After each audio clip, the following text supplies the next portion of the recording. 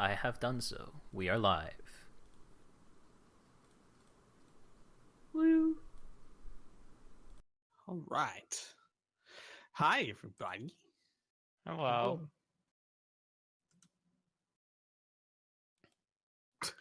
All right. Well, The goodbye, rest everybody. is up to you. Hey, listen, I'm on vacation. I don't have to be God right now. I don't feel like I need to talk. Oh, look, no, I'm taking over the fucking stream. I'm gonna shut up now. All right. So, any questions before we get started? Who is your daddy and what do they do? Don't Don't actually answer it. I always say it, and you always answer Met him. it. Kind of. He made fun of your people. Oh yeah, that was a while ago. Hi, people. All right. Anyone else? Any questions? Where's my experience? I know. It has been a while. It has been a while. Really Quite a long while. time. It has Yeah. been a really long time. I will give you guys a solemn oath. You will have experience before next session, whether I actually manage to do it right or kind of cop out and just give you a big heaping of it. If you're gonna just cop out, just give it to us then, I guess. Well, you know what I mean? I do Like- plan on. Well, I do plan on actually going through and doing it. I should have time this week to actually do that. Okay. That's only my backup plan. But yes, it has been an incredibly long time. I apologize. Yeah. So, right. So let's get started. When last we left, you guys had just banished a demon from the smuggler's compartment on your ship that you didn't know existed until last week. Which, by the way, I will just go ahead and let you guys know at the start. You now have a very well hidden smuggling compartment on your ship. I Sweet. suppose you always Wonder what other what other compartments there are and what might be in them? Like what, like a fucking monkey's paw that'll curse us? What's next? That I'm gonna like pull. Yeah. 4 years from now, you're still finding new parts of the ship. When we actually get to Um, Zebron, we go I like through to the think that... Sorry, go ahead. we go through the ship like a fine-tooth comb with a fine-tooth comb when we get to Zebron. Now, even then, there'll be like 4 other demons in 4 other compartments. Like this was just used as a demon hold, apparently. Oh The god. inspector's just like, what the hell, man? You do now know that the previous owners of this ship were a dark, ritualistic cult. So it's not it's not impossible.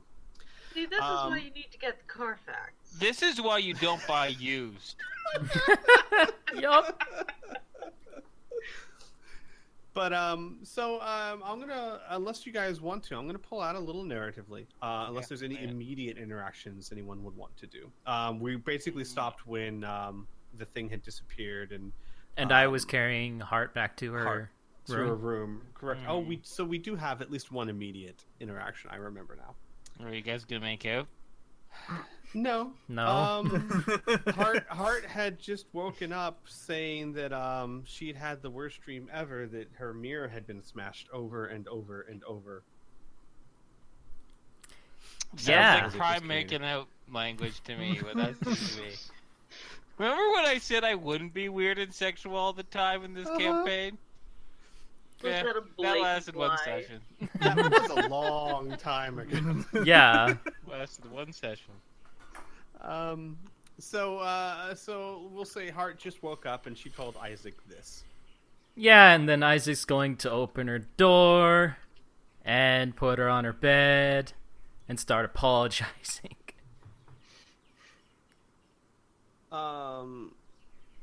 She is going to just be sitting there staring at the wall and going, "It wasn't a dream?" Well, all of us kind of went through some hallucinations. And I saw something that I didn't want to see, and I didn't know that I was doing that to your mirror, but yeah, I'm sorry.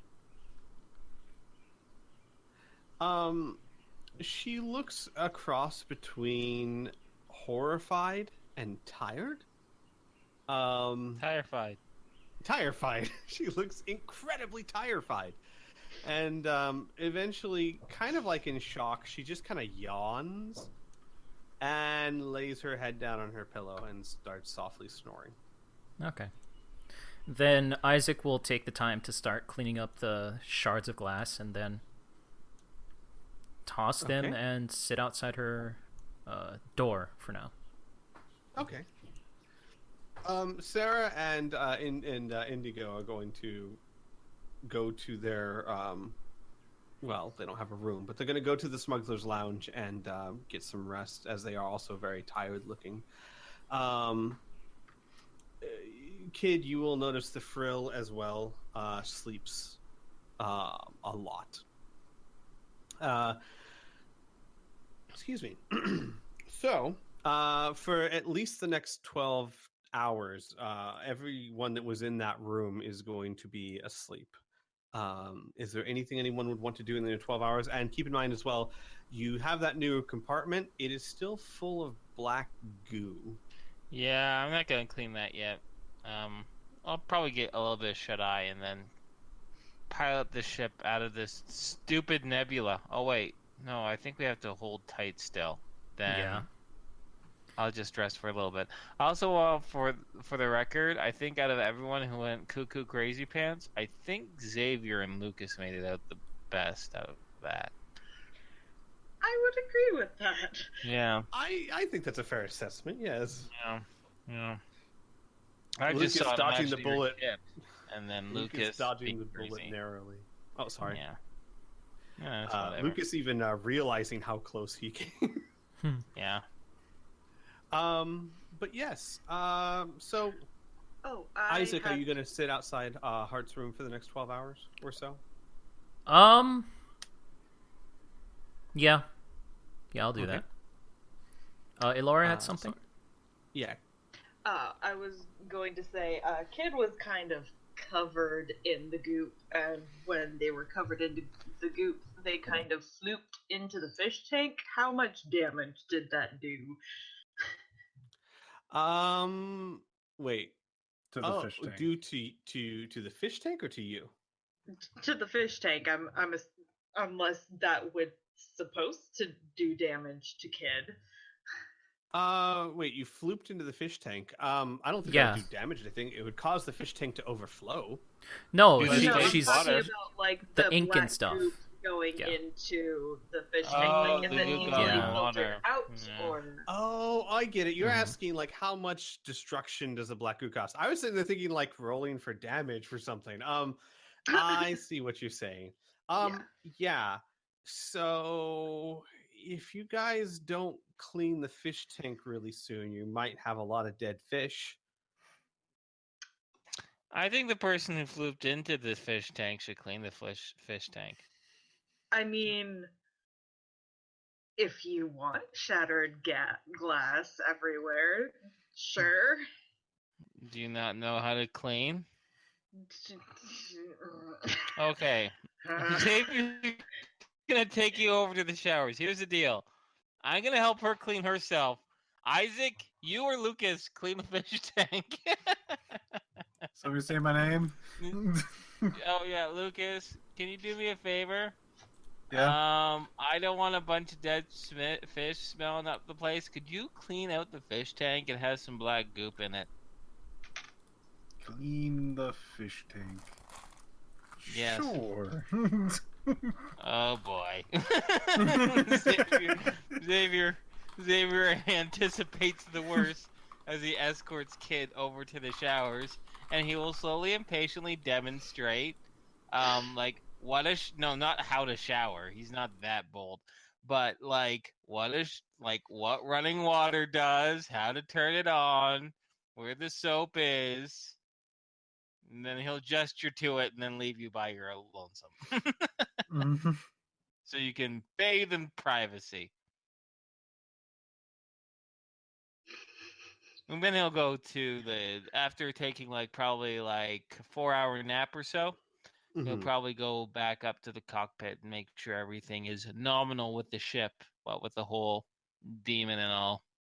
Got it. Kid and Lucas. Lucas, do you actually clean up the fish tank or attempt to? I will or- try to clean Okay. up the fish tank. Keyword there. Mhm. Okay. I'm not going to make you roll for it or anything. I'm just going to let you kind of decide how successful. Oh, I wish I could do that in my cleaning life. I don't actually have to do it. I just have to decide how successful I am at cleaning my house. I was very successful. Looks around, piles of garbage. Still smiling. What both of you would notice actually is that this black goop, this substance, whatever it is, it's a little easier to clean up than you thought, because while it will stick to Kid, it kind of sticks to your fur and yourself. It doesn't what's the term? Attach to things too well. It seems as though it's being held onto you mostly by your fur, and you get very much the impression of almost like mercury, in the sense that this thing Mercury does not like to mix. In fact, it likes to group together. Lucas, you find it's a lot easier to clean than you thought because it doesn't smudge on anything. It actually likes to group together into little balls that you can just scoop out. And if you like hold it in your hand, it loses some of its first surface. It's just not like a perfect sphere, but it's also not just falling off your hand. And if you let it go, almost all of it just slides off your hand. Huh. Well, Lucas would probably actually use his hands, and the cup. Okay. Make sure to roll up your sleeves. You will find it's difficult to scoop it out of the water with your hands, simply because it will break apart and slip through your fingers when it's in the water. But you could scoop it out if you're careful.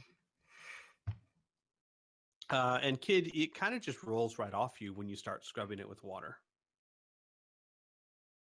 Other than that, so Cyber 6, who I believe I don't remember if he was moved last session, but he's been moved to the Saboteur's Lounge. Indigo, if nothing else, would have made sure he had been moved from the wall. And he continues to make small little whirring sounds, and anyone who passes by will see soft, like, blue sparks. And other than that, the ship is very peaceful and quiet. Xavier, when you get some rest and you check on the ship, nothing has changed as far as the sensors go. They look exactly the way they left it before you started hallucinating. Which means that you are I'm glad to hear. You're still in the ascent of space, so there's nothing around you but the nebula. Isaac, you have a very uneventful time. And pretty much the ship is quiet and oddly peaceful for that 12 or so hour period. After which, people would start waking up. Hart would be the first one. Isaac, you would see the door, but here's a good question. Are you leaning up against the door, beside the door? Beside. Okay. The door would open, and Hart would step out sleepily, wearing different clothes. And she would yawn, and she would see you there, and she will kind of bend down, tired as she is. And what's Isaac wearing on? Is he wearing his hat or anything like that? Yeah. He's wearing his hat. She will, like... Inferno! Smile. She will kind of like push your hat down with her hand and start like shaking it, and she'll say, "Morning, Isaac." Good morning. You should get something to eat. She keeps shaking your hat on your head, and she says, "When we get wherever we're going, you are buying me any mirror I choose." Deal. The second you say deal, she takes your hat off her head, puts it on her head, yips, and then starts walking towards the kitchen sleepily. It's weird. The yip seemed full of energy, but that must have been all she had, because the second she did it, she starts sleepily walking towards the kitchen with your hat on her head. All right. Isaac will follow. All right. Sarah would be the second one to get up, and she immediately goes to the kitchen as well and starts eating. And Isaac, you would see that Hart and Sarah are eating ravenously. They look much better, though. They don't look deathly pale like they did before. They still look like their cheeks are a little sunken, but the color's back. They look much better than they did. Okay, so they're on the road to recovery. Mm-hmm. And as they're eating, Hart will be munching away, and she'll talk about how she thinks it's going to be another day or so before she gets the AAG ready. And in the middle of a mouthful of, we'll say like powdered eggs or something, her eyes widen, and she's like spits out her food when she says, "Oh my god, I forgot." And she looks at Isaac. She says, "Get the boys. Get everyone else. I have a surprise. I completely forgot. I have a surprise." Isaac will lazily go over to the intercom and tell everybody to meet in the kitchen. Then turn back. Can anyone, roll me a D100 real quick? I vote not for me. Oh, fine, I'll do it. Or Beat you. kid. You beat to the punch. Damn My it. favorite. 10. She shakes her head at Isaac and says, No. Engine room. Come to the engine room. He'll turn back over to the intercom. Instead, go to the engine room. And he's going to go back and stare at her. Xavier grumbles to himself, and on his way to the engine room, he pops into where the fish tank is, and just see how that turned out. I don't know, Lucas. How did that turn out? There may or may not be one or two small balls floating in there, but there's a cup rather full of black stuff next to the fish tank. Xavier gives a surprised look to no one in particular and continues on to the engine room. Okay. After a while, I don't know if anyone would really notice, but Kid doesn't end up showing up in the engine room. When I pass on by to check on the fish tank, can I still hear water running in the showers or no? Maybe. Someone's having a long, relaxing shower. Okay. A 12-hour shower? It's been 12 hours. Oh my god. Good thing we have recycled water, or the water bill would be bananas. I'll even say this. If you tried to run 2 showers at once, your water recyclers would not have been able to keep up. But So, one actually, shower though, should manage.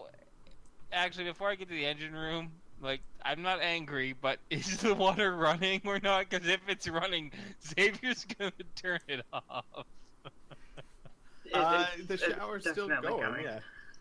You It's still see definitely steam going? coming out from the showers. Oh boy, Xavier's gonna knock on the door. Is there an answer? Xavier will say, "I'm coming in." If you're hiding under anything underneath that fur, I'm coming in. Xavier, open up The door can open. Okay. Nope. No one's in the showers except for Yeah. steam. Kid is just kind of passed out. Oh. He fell asleep in the shower. Oh. It's really Xavier. relaxing. Okay, so I gotta ask. So describe this. Is it like you just fell on the floor and fell asleep? Did you curl up into something? I mean, It's pretty much just like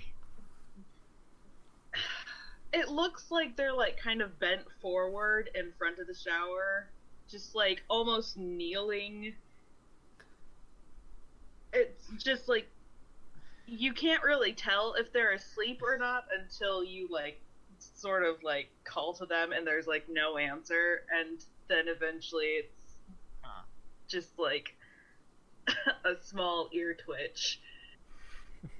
Alright, well, Xavier will turn off the water, then he'll stare at Kid for a moment and think carefully to himself. He's never seen her or him or they startle awake. He knows they have those sharp claws. He's gonna let them wake up naturally on their own. But Xavier, cunning as he is, when he exits the showers, will shut the door really loudly. Maybe that'll wake him up. Other than that, Xavier's gonna continue on to the engine room. You hear a sharp, not necessarily like a yip, but like a startled noise. Xavier will chuckle to himself through the other end of the door, and he'll say nonchalantly, "Oh, we're gathering in the engine room. Hart has something to show us whenever you're ready." And then he's gonna go on his way.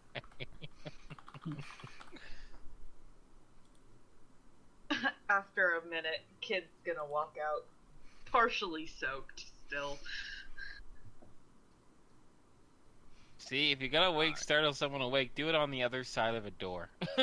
Yes. Somewhere in the Megaverse, a god of wisdom is nodding sagely. Soft? Alright, anyway.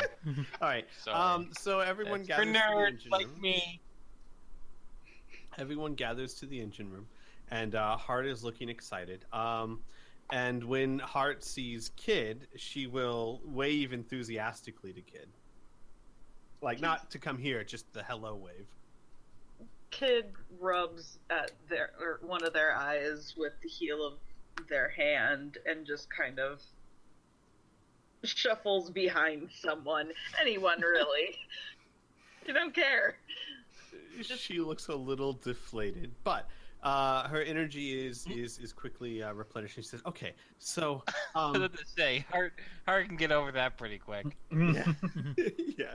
She goes, "Okay, so you had me working on the ship for quite some time, right? And I was making some changes, and I was repairing some things, and well, I had some money that Pa gave me, and I knew that we'd had problems before with the engines, and I thought maybe it'd be nice to surprise you guys when you got back, but then I completely forgot to tell you, but I did this." And she like does the little like The Price is Right showcase arms to a console that was always there but has like a few new knobs on it, and then she looks at you guys expectantly. Xavier is, I guess, in a mood where he wants to humor Hart. Sometimes he's not in that mood, but because we just went through the whole demon ordeal, he'll kind of go, he'll just give a ooh. And then he'll pause for a moment and he'll say, "What did the knobs do?" Before that, like between your ooh and then pause, you hear a pop and small confetti come from. Visibly jump. Yes! That is awesome. Hart nods in approval at the response, and she goes, "This is our new secondary engines." Oh. In case the first ones go out. Yeah. I can see nods. how She that says- could be really handy. She says, "Remember I gave you that list of possible things I could do to upgrade the ship? And you guys said that you'd think about it? Well, like I said, I had some money and I wanted to surprise you. We had trouble with the engines anyway, so I did it." Gotcha. Fantastic. I'm assuming these can be engaged from the cockpit, or are we going to have to engage the secondary engines here in the engine room? She nods. She goes, "Oh no, you can in the cockpit. But see, the console was kind of already full of stuff that I guess you probably need. So I kind of put the button under it. Basically, in Xavier, next time you go, you'll see it. The button to activate the secondary engines is below the console where you sit, where you're going to have to do that kind of thing where, like, you reach down under the table with your arm and hit it, but, like, you have to go down to where your chin's almost at the table level. Oh, you mean, so imagine if I'm driving a car and I want to pop my trunk and I have to, like, go to that little... Or Yes, pop my exactly. hood. I have to, like, kind of bend down and hit the latch. Okay. Yeah, you're going to have to stretch for it. Mm-hmm. So it is, and I'll go ahead and shoot this over to you guys. It takes the gem to activate, of course, and it is just like the one on the list. It does this, except it doesn't cost you the 10 million credits because she already paid that. Here's your party hat, Isaac. The secondary engine. I hope your engine-shaped party hats. Those would be amazing. Xavier, by the way, while he's listening to all these instructions, will absolutely put the hat on his head. Figured Lucas kind of got them out of the whole demon vine thing. The least he can do is put on a party hat. So now Isaac Well, I has gotta his move my cowboy dude hat down. on, and a party hat on top of his cowboy hat.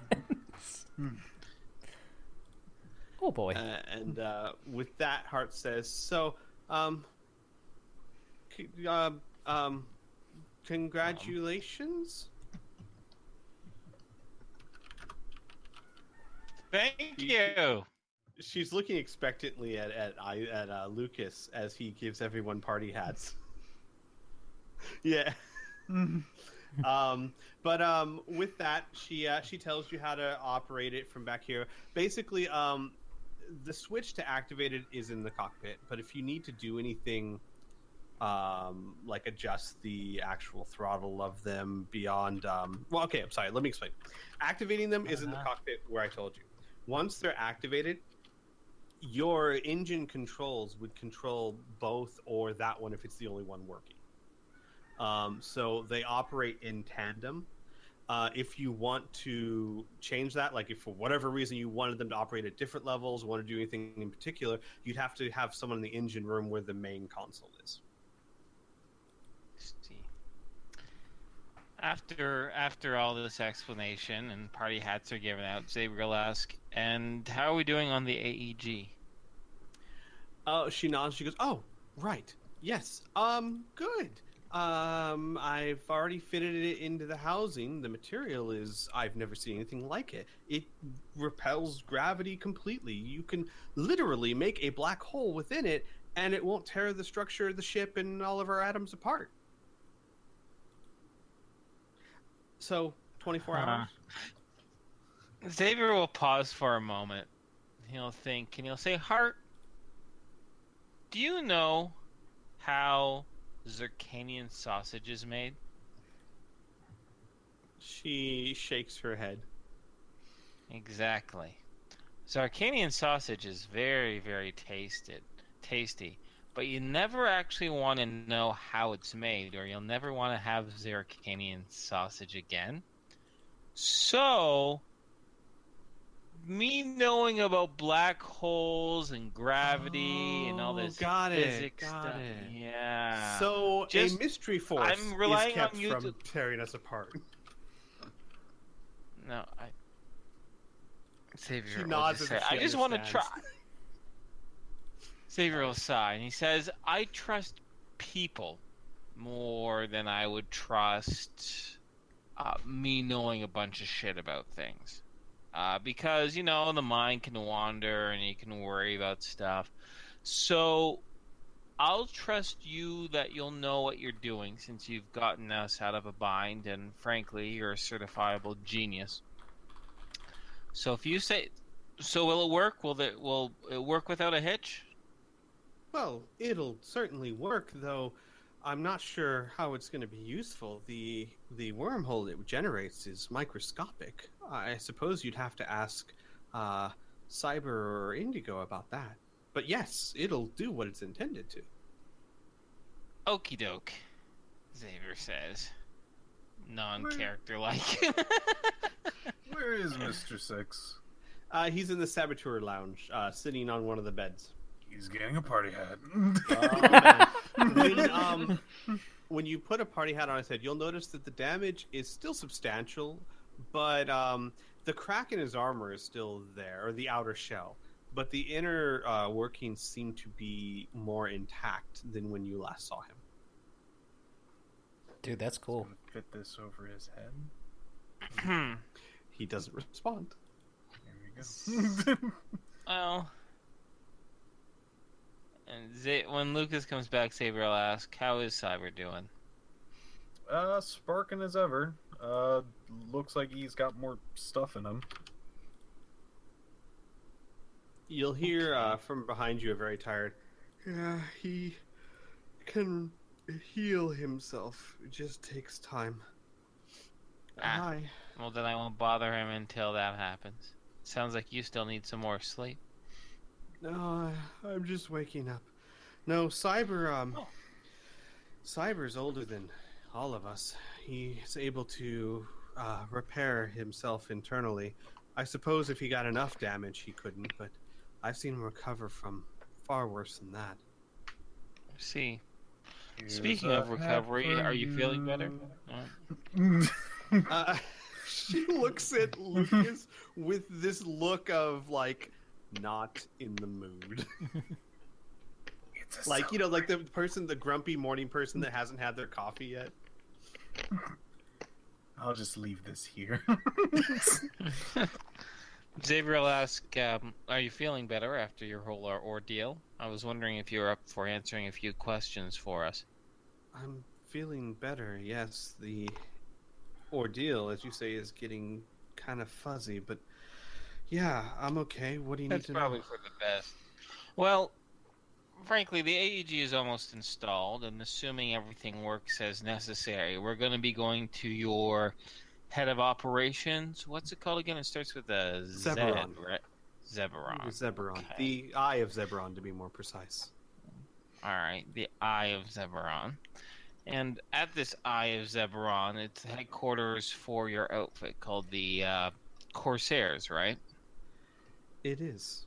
And much Okay. more. I see. So, we obviously need to recover a certain extremely important item, but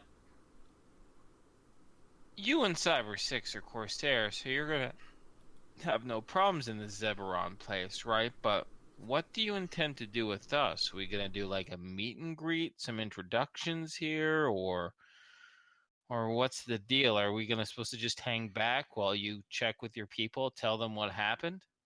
Well, Cyber 6 and I were actually talking about that.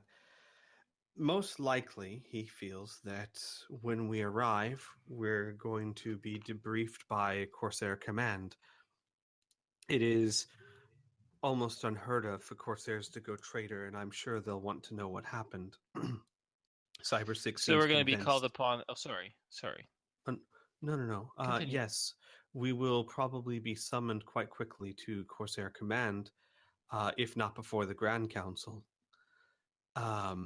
There, Cyber 6 will make a case for you guys staying there to help. It's unheard of, but Cyber 6 has quite a lot of pull. He would be on Corsair Command if he chose to. So maybe he could pull it off. Gotcha. So first we'd show up as witnesses for this inquiry, and then possible allies, in a sense? She shakes her head. The way Cyber 6 wants to spin it is you already are allies. After all, we wouldn't have made it back to tell them what happened if not for you. Yeah, that is true, Xavier says, wistfully thinking of the spent 50 million credits. And she nods and she says, I don't know exactly what he has planned, but He's a smooth talker, not quite as good as you, perhaps, but Xavier's eyebrow lowers now. It did raise when she said he's quite a smooth talker. Xavier's like, oh yeah. And she says, but the ideal solution would be for you to either be admitted into Corsair Academy or held as retainers, contractors, something of that nature. Well, Though you should know there's a chance that you will be sent back. I see. Well, I don't like that option, and I'm going to be honest with you, because if we're quote unquote sent back to our own time, and we have 3 years in which to recover this disc for Thraxis, and if we don't, we're dead. And there's no way we're going to be able to hunt down, people who can travel through time if we ourselves can't travel through time. So you'd effectively be sending us to our deaths. Not quite. Cyber No? 6 gave his word that you would be there to help him find Simmons, and I agree with him. What would happen if the council chose to send you back, most likely, is that Cyber 6 and I would give up our commissions and seek other options. Which means Xavier asks, because he says, this sounds like you're going to go rogue too, then. Not rogue so much as retire. I'm not obligated to stay with the Corsairs. I can quit anytime I choose, but my access to temporal gates would be much more difficult. There are several temporal gates that were built by corporations, criminal syndicates, things of that nature, which we might look into. I don't like the idea, and I don't think it'll come to that, but we gave our word to you. We don't intend to break it. Well, I guess that's appreciated. It's a small comfort. Here, why don't you have a seat with us in the Saboteur's Lounge? I'm curious more about this whole Corsair organization. You said there's a potential that they might want to bring us into an academy. This sounds like a military thing to me. It used to be. I suppose it is a strange organization. You remember Cyber 6 telling you about the dangers of parallel timelines, yes? Yeah, I do recall there was mention of that. Well, once it was decided that that needed to be stopped, that we needed to hunt down criminals across different times and dimensions, the Commonwealth, which is my people, the people of Zebron, were charged with this task. They originally formed a military to do such a thing, but, well, Xavier, you're a smuggler. You've seen lots of different societies and cultures, right? And laws and law enforcement, yes. Imagine an organized, disciplined unit trying to adapt to the myriad of different cultures you would encounter. It's pretty much impossible. Yeah, that's what they found. So after a few centuries or decades of not being successful, they decided to try a different approach. They took the most effective corsairs and or bounty hunters and turned them into the corsairs. They found that if they took people that were independent, creative, and adaptable and molded them into expert bounty hunters and gave them free reign, they became much more effective. So the Corsair organization is less a military and more of a organized freelance operation. That's not quite the word either. But imagine a unit that has full autonomy in what they do and how they do it, as long as they follow certain codes and are only answerable There to the we Corsair go. Command. There She we nods. go. Certain codes. What are those codes? She begins to hang on, guys. Give me 1 second, as I certainly don't look up the codes. No, I know right where they are at least. She begins almost word for word reciting the code. She says, "Do not cause the death of an innocent. Follow the laws and customs of the team's current environment. Do not use technology, magic, or psionics in environments where such things are restricted by Corsair Command. And always obey orders from Corsair Command." There is Xavier listens attentively and he nods and he says, all right, that's all the questions I have for now, unless my fellow companions have any questions for you, but you had an ordeal. I don't mean to tax your brain, especially over all this Corsair's business. She shakes her head and she says, "Actually, it helps to focus on something. If you have any other questions, I'll be happy to answer them." I think I'm pretty good for now. And Xavier's kind of looking over at Lucas and Isaac and Kid. And from time to time, nothing too overt, but you definitely get, he's definitely catching you a look like we should talk at some point. But he might just give a few general questions about Indigo's maybe past, like why she became a Corsair and stuff like that. Something that we don't need to really sink our teeth into and roleplay. Sure. But after those few questions, Xavier will let the conversation kind of naturally peter off. Sure. I'll just give you a quick answer. She would let you know that she was a slave of the Splagorth until Cyber 6 rescued her. And she used to be a Cyber Knight before that. But in a sense of duty and obligation and gratefulness to Cyber 6, she joined Corsairs. Gotcha. Neat. Okie dokie, artichoke. As far as roleplay for me, as we're still waiting for time, once kind of people are done with the engine room party, Xavier will, once he sees kind of a free point where he can pull Lucas and Kid and Isaac aside, he'll do so, and he'll probably want to meet with them actually in his room, but like as inconspicuously as possible, right? So he's not going to be like, "Hey guys, follow me to my room," and have everyone like watch us go to my room. A little bit more subtle than that, if possible. Unless my companions do not wish for a small meeting. Well, two things. First off, when we actually, don't have any questions or anything like that, Isaac will tell Indigo to go get some food, because she's malnourished and all of that. So there's that. Secondly, Isaac is going to be very reluctant to leave Heart alone. Xavier said it'll just be for 5 minutes. She won't go anywhere in 5 minutes, right? Fine.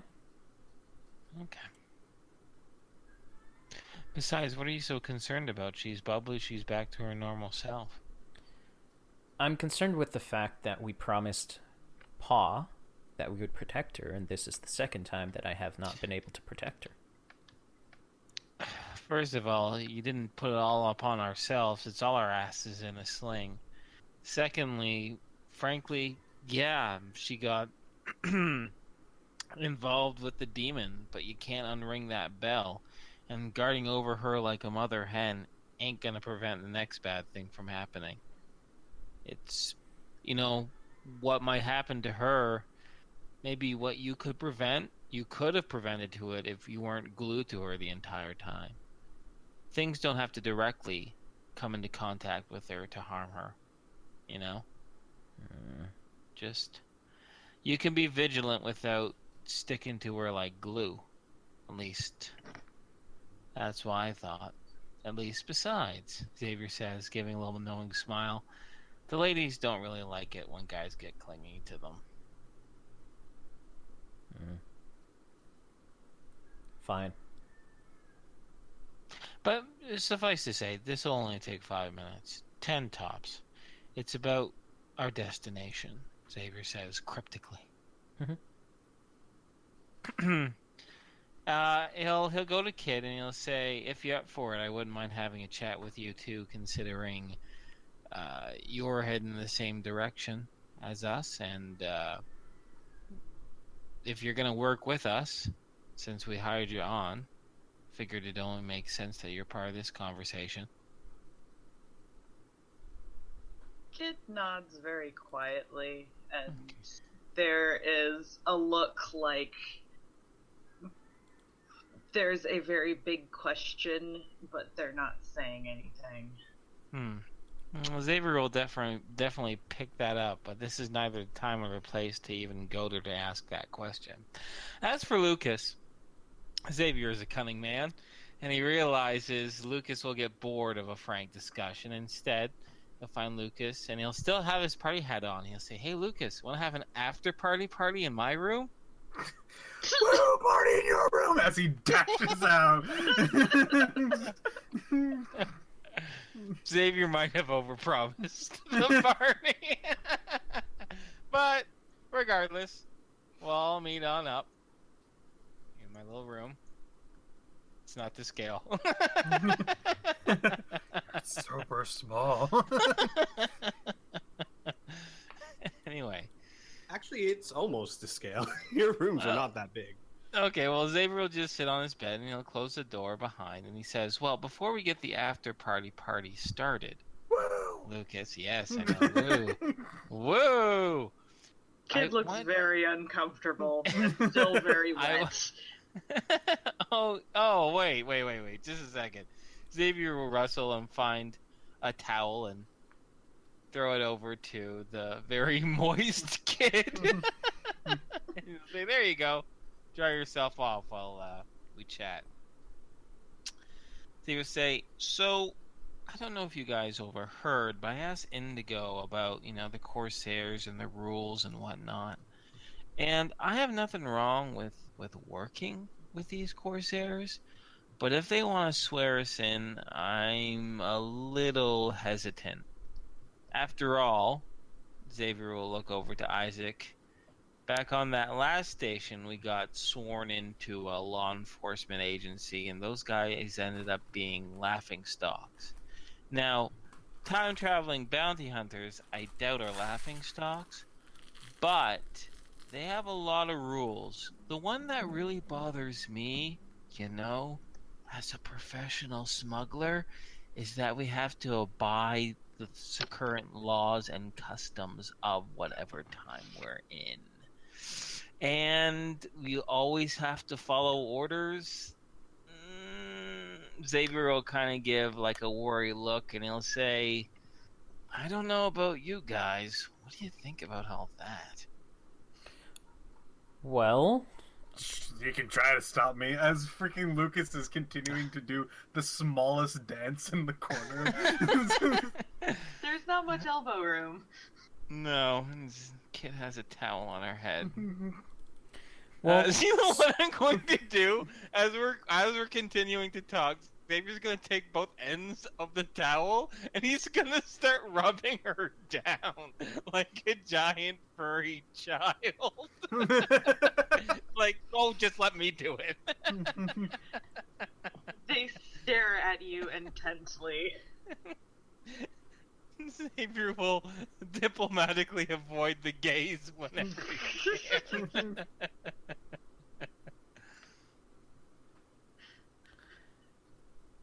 well, But,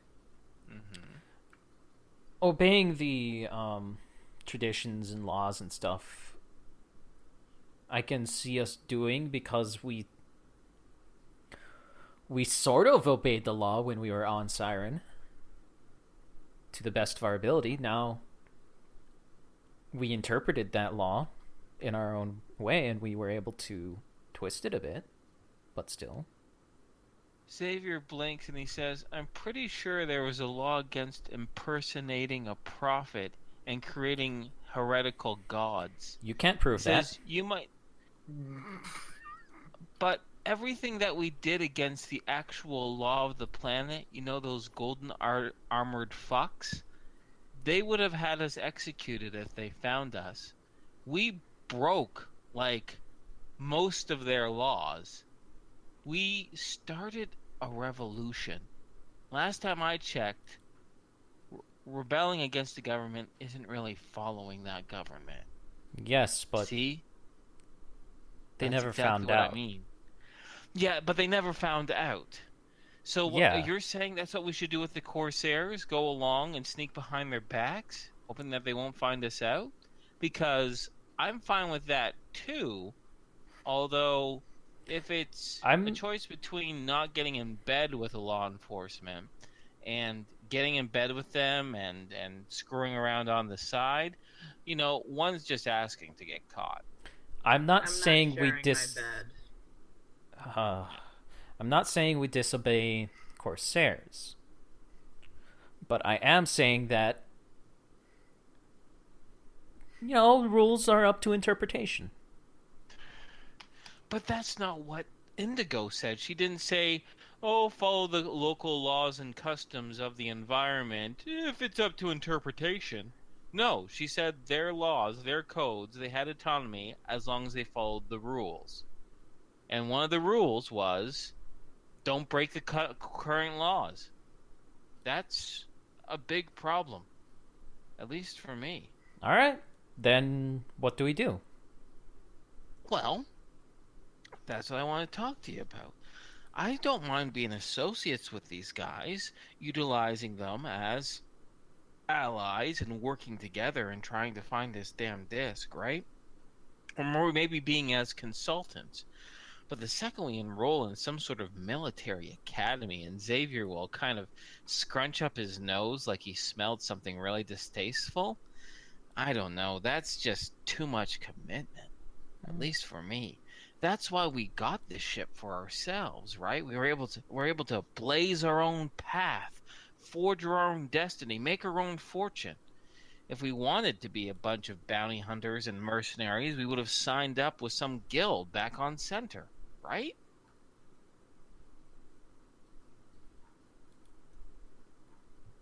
Eh. How about you, kid? Don't you like your independence? They shrug, visibly uncomfortable. Xavier's done drying you off. Xavier will give a sign, sling the damp towel across his shoulder, and he'll be like, all right, I just wanted to put the thought inside your heads, is all. It's just that. I don't want us to completely ruin this thing that we got. Sure, we got wrapped up in yet another, mess, but we got 3 years to, figure it out. Just, I don't know. I just don't want to get fitted with no uniform yet. That's all. Luke is still terribly dancing in the corner. Goes, yeah, I know. Goes, you know what? Freaking, I'd rather not go through school again. Yeah, you dropped out once. Well, I failed, but that's beside the point. Well, as far as I'm concerned, this is probably the easiest and best way to get the orb back and get it to Thraxis in order to not be hunted. So I'm willing to do whatever it takes, follow whatever rules. Xavier pauses for a moment. He says, but if we find an easier way than doing that, then you're up for it? You said it seemed like the easiest way, therefore that's why you want to go with it. Don't twist my words. No, I'm not twisting your words, Xavier says with a smile. You said you're up for it because it seems like the easiest way. Your words. This seems the easiest way. There are many benefits. If there was an easier way, you'd be up for that. What easier way? I don't know. I just want you to keep an open mind, Xavier says. My open mind is I would really love to, do this. Because that doesn't sound like an open mind. I know it doesn't sound like an open mind because it's not an open mind. I kind of want to do this. Specifically because it's the easiest path right now, and they have information on my father. And the entire point so of if we got the information entire on point. your father and found an easier way, you won't get into Corsair's uniform. Don't answer that, Xavier says with a knowing wink. I think we've said everything that we've needed to say so far. He just didn't respond and just walked off. All right. Xavier will pause. He'll be like, he'll just say to the dancing Lucas and the kid, like the two worst people to bounce ideas off of. He'll say, we gotta learn more about Xavier's father. I mean, Xavier's father. No, we don't have to learn about that. We have to learn more about Isaac's father. Definitely. Lucas That's what's getting him. Spins, jumps and spins and stops, and then stops dancing. You know, this isn't a party at all, is it? No, it's a party, Xavier says. And he'll say, where are your popper things? I have a pretty baggy. That's beside the point. Look. Xavier's father. You said Xavier. I know. It was a mistake. Isaac's father is probably a fine gentleman, and we should probably find information on him. Yes. But to be honest, I don't want to go to freaking school for how long? See, that's the other thing. I don't know. Watch. It'll be 2.5 years, and we'll only have 6 months in order to find this thing. They better have just a straight up magic class, because I ain't doing any of the other stuff. I went through ninja school and failed.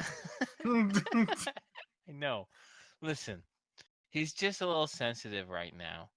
We'll work on him slowly. We'll let him see our point of view. Maybe. Xavier says, we just gotta find more about his dad or something. Or just find why did he lose it in the first place?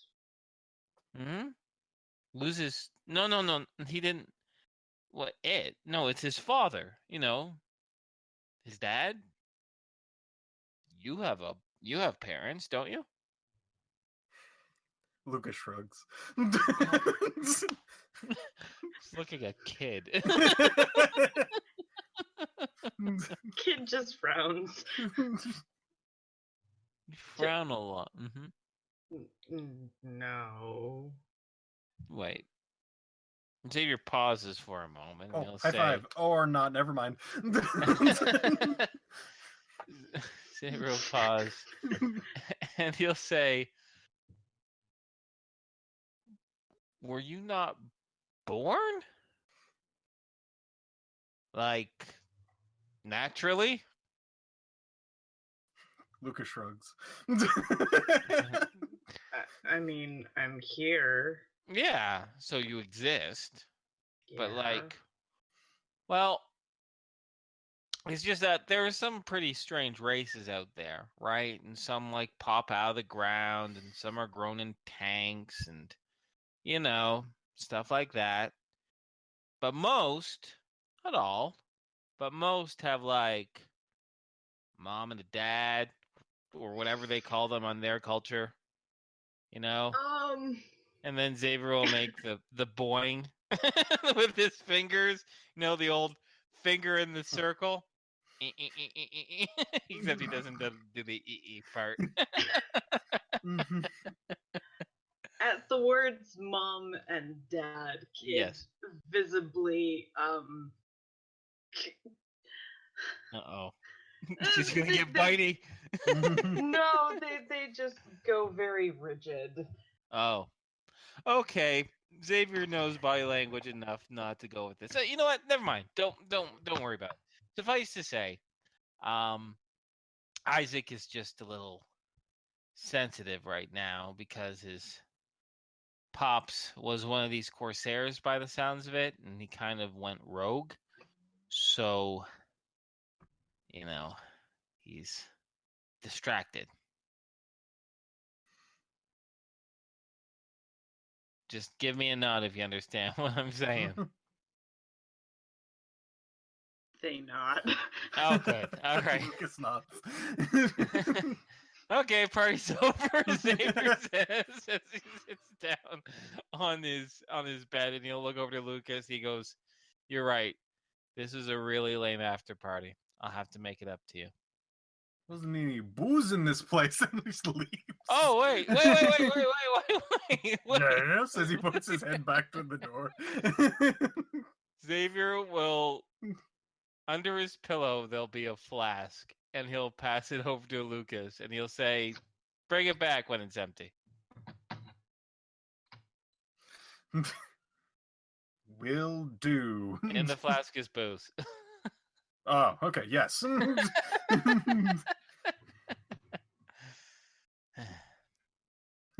Kid then, looks at Xavier and goes, Oh. Can I leave now?"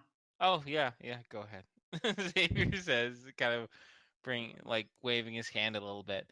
Instead of going to the cockpit, he's gonna probably spend like a couple hours thinking intently to himself in his room, planning, scheming. Kid Mental is going schematics. to. Oh God, Kid's going to pick up the mattress that's still in the hall Oh, and yeah. put it Clean your back shit. and start attempting to rearrange the room back into some semblance of order. It doesn't go very well, but there's an attempt. Now with Okay. 200% more claw marks. Oh, God. Yeah. By the way, the frill is sleeping soundly in its little jar. Oh, I I'm thought sure the jar Kid would was probably be- broken. Okay. So where are you keeping frill right now? That's a good question. Where am I keeping it? I don't know. I can answer many things, but not this thing. Kid's gonna go back to Xavier's room and go, do you have a jar? Oh, Xavier will pause for a moment. He goes, "I don't have one here in my room." Oh, but when we last shop for provisions, there were we got ourselves some colluvian tubulars, and they come in a jar. It probably still has some brine in it, and a couple tubes in it too. But that'll work in a pinch. And Xavier will go over to the Starlock Lounge and reach out for the little tube, Caruvian tuber jar and empty it out and munch on a couple of the tubers, and he'll offer one over to Kid. Kid will shake their head tentatively. He'll shrug and he'll finish it off himself and lick the tips of his fingers, and he'll give a content sigh, and he says, "Oh, that's good. I was getting hungry." And these are known as brain food, and I have to do some serious thinking. But then he'll pass over the jar. It's kind of like a larger mason jar, so it's probably a little bit smaller to whatever you're keeping the frill in, but it might work. Okay. Is there any residue in it or any? Not anymore. Xavier kind of gave it a good rinsing out. Okay. Kid will gently slip the frill into the jar and go, okay, and walk off. Oh, wait, Xavier will say. I almost forgot. Does it have a name yet? They pause and then quickly run back off. I'll take that as a no. All right. And scene. All right. I still love that. No, I am open-minded. My open-mindedness is that I'm not open-minded because I want to do this. But shut up, though. That was so funny. Awesome. So you have the opposite of an open mind. All right. All right. So the next 24 hours or so pass fairly peacefully. Hart works almost continuously on the AAG. Mm-hmm. She stops to eat. She takes a short nap, but she doesn't seem to have all of her energy back. But she seems so focused and intent on what she's doing that it's like she doesn't realize that she's tired. Also, Sarah, I should point out that 12 hours into this, with heart working and all that, Isaac will be in the corner and he'll be snoozing. Okay. Just saying. Sure. Sarah spends if Isaac does the studying, Sarah will spend time. It's becoming kind of a habit. If Isaac is studying Lucas is studying something, Sarah will be hanging out on his bed or staring at his web or just in the general room. But she also spends a lot of time seriously having a hushed conversation with Indigo.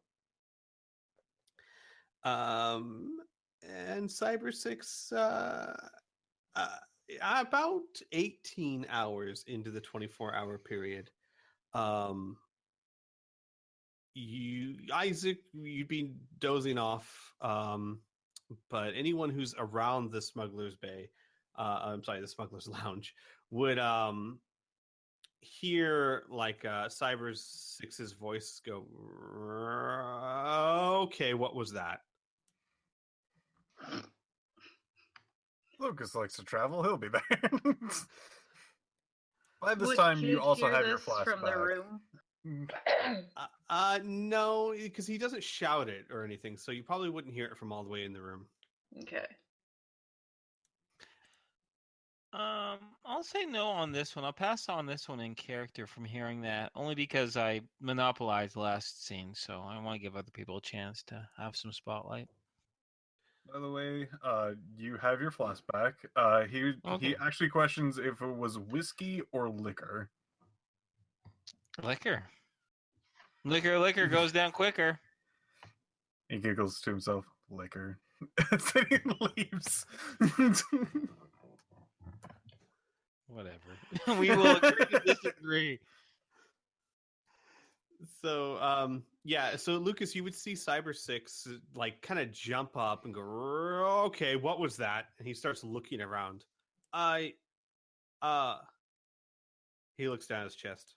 Oh, crap. And then he'll look up and he'll see Lucas there and he'll say, big black thing is still around? Maybe a bit of his goose still around, but I think he left or just came. He just kind of went into the ship as he Lucas shrugs. And he looks down at his chest, which you still see the exoskeleton is still very much torn. And he sighs and he says, first my hat, then my poncho. You got a new hat? Oh, you're probably not gonna like that one though. Cyber 6 looks up and he goes, what? We got a mirror. Mirror. Does Lucas? No, Lucas does not have a handheld mirror. Why does he not have this? Next thing that he has on his shopping list is a handheld mirror. Why does he not look at himself every once in a while? Yeah, as you're probably pouting your pocket, seeing if it's there. Sarah, who has a handheld mirror, a very small one, like a compact type, just kind of holds it up for Cyber 6, and he looks and he goes, "Huh." We had a party. As Lucas raises up his arms. I see. Look, it wasn't like a party that I was beaten down, was it? No. Oh, okay, good. Because you could see how it might look that way. But, all right. So, threat's gone. How is everyone? Is everyone okay? Did we find everyone? And he sees Indigo sleeping, and he points to them and Sarah, and he goes, "What about Hart?" She's either working or sleeping, and either one of those should be over in the engine room. What about Kid? What about the that cute little thing that she was tearing the ship apart for? That is a good question. Kid's fine. The frill is I haven't actually checked. But you found it. The frill? It was missing. That's why she was going crazy. Oh. Yeah, I have no idea. She seems fine, so I think she found it?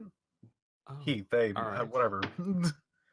Well, this is a little embarrassing. And he just kind of sits back down and starts like picking at his exoskeleton. When we get back, I'm gonna have to fix this. While he's looking down at his chest, Lucas smiles a little bit, just this tiny hat on this robot. Yeah, he hasn't removed it or anything. He seems to have forgotten all about it. So there's that. He's up and around for the last 6 or so hours. He would make his rounds around the ship, make sure everyone is okay. He would check in on Kid and ask if the frill was okay. Lucas would probably also do the same. He's just following him around.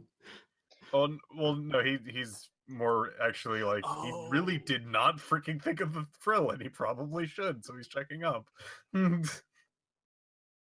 Kid would be sitting in the middle of their now very sad and dilapidated fort and have the frill in the jar and go, I don't, it's eating, but it wasn't supposed to do the thing. The person said it wasn't supposed to do that, but it did it, and I don't know if that's gonna do something or not, and it still doesn't have a name. The Cyber 6, like, he squats down as Kid's saying this and looking at the frill, and he kind of looks up, and you know how like dogs cock their head when they hear something curious. Mm-hmm. He does that at the last part, and he goes, "A name? Well, I suppose that's useful. I don't think it would help it heal any or hurt it." But I couldn't call for it. It didn't have a name, so I couldn't find it. Ah, I see. Well, don't beat yourself up over it, Kid. Names are important. You should take your time finding a name instead of just slapping the first one you come across.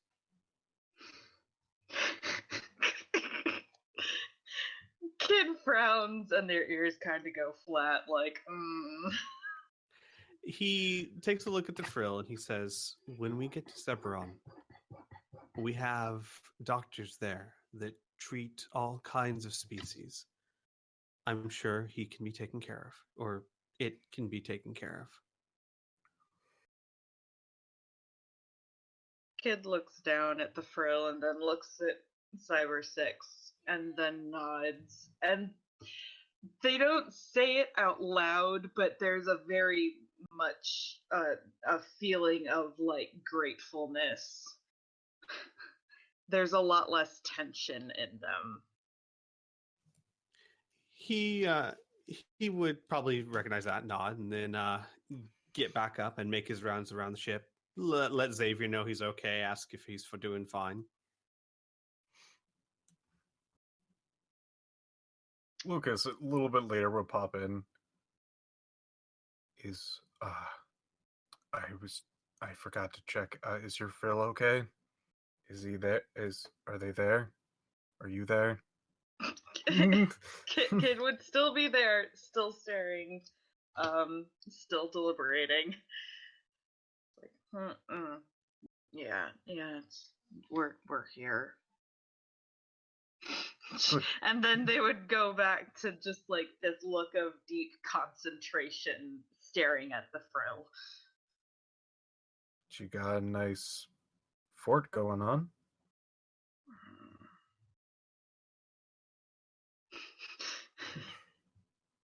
They don't respond. They're just like staring intently.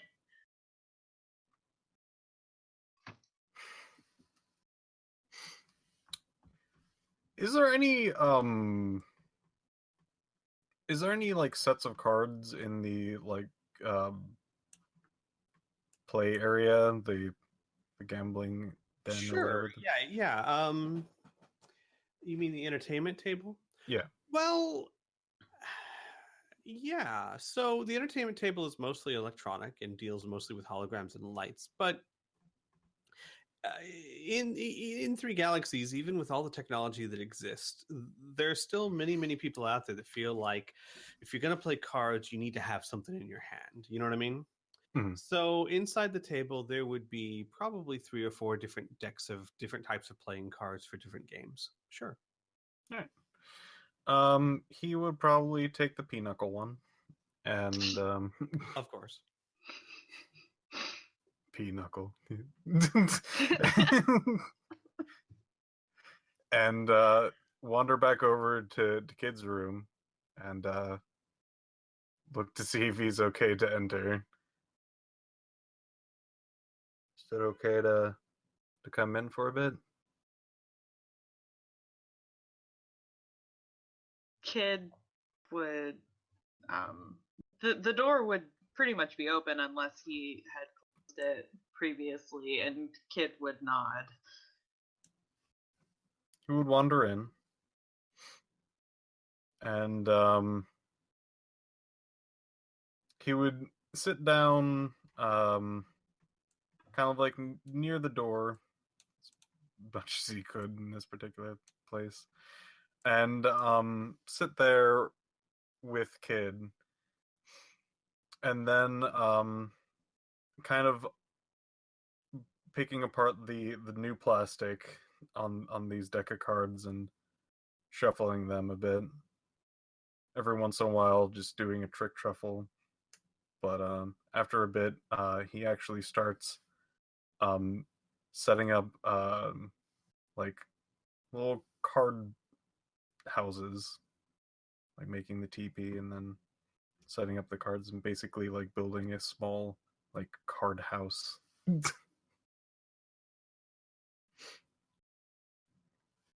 After a little bit, Kid would kind of like start watching, and it would be like little glances at first there with like this break of concentration, like and then they would go back and shake their head a little bit, just like no, concentrate, and then eventually it would just dissolve into like raptured attention, like how is this working?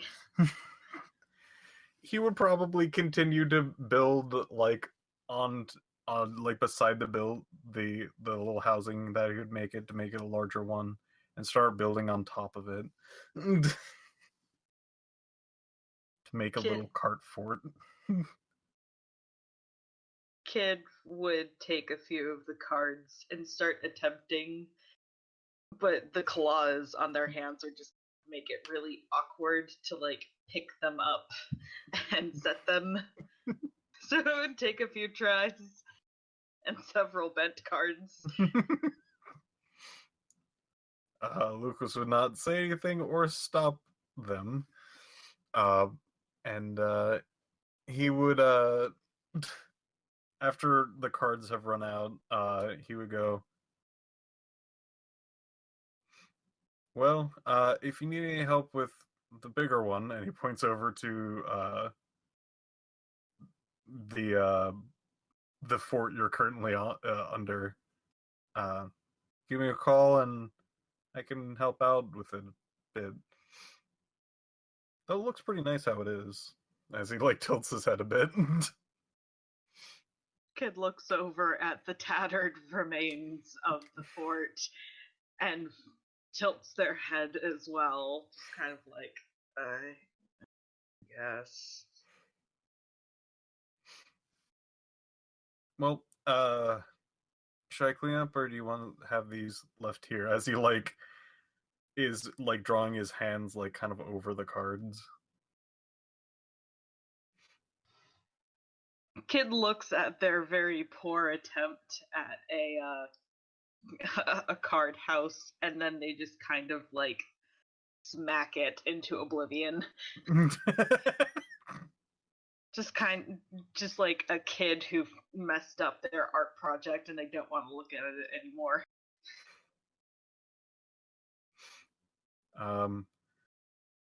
Lucas would take one of the cards from the house, one of the lower ones, and then blow on it, and as they all kind of fall down in one poof.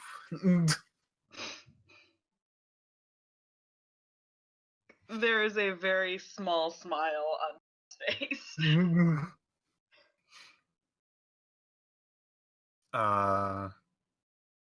No, I'll leave these here if you wanna try more, because it does help out.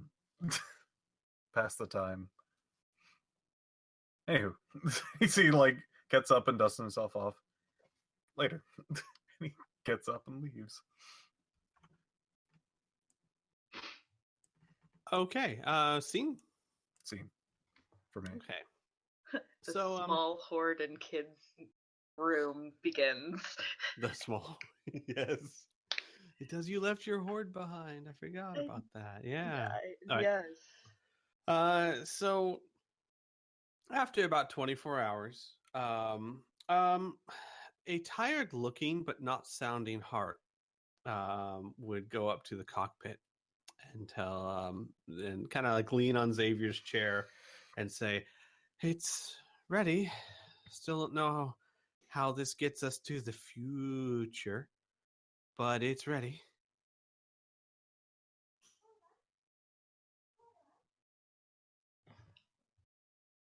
Well then, I suppose we should get our two experts aboard on the cockpit so they can tell us where to go, since we're all pretty new to all this. So let's confer with Cyber 6 and Indigo. Okay. It wouldn't be too hard to get them together.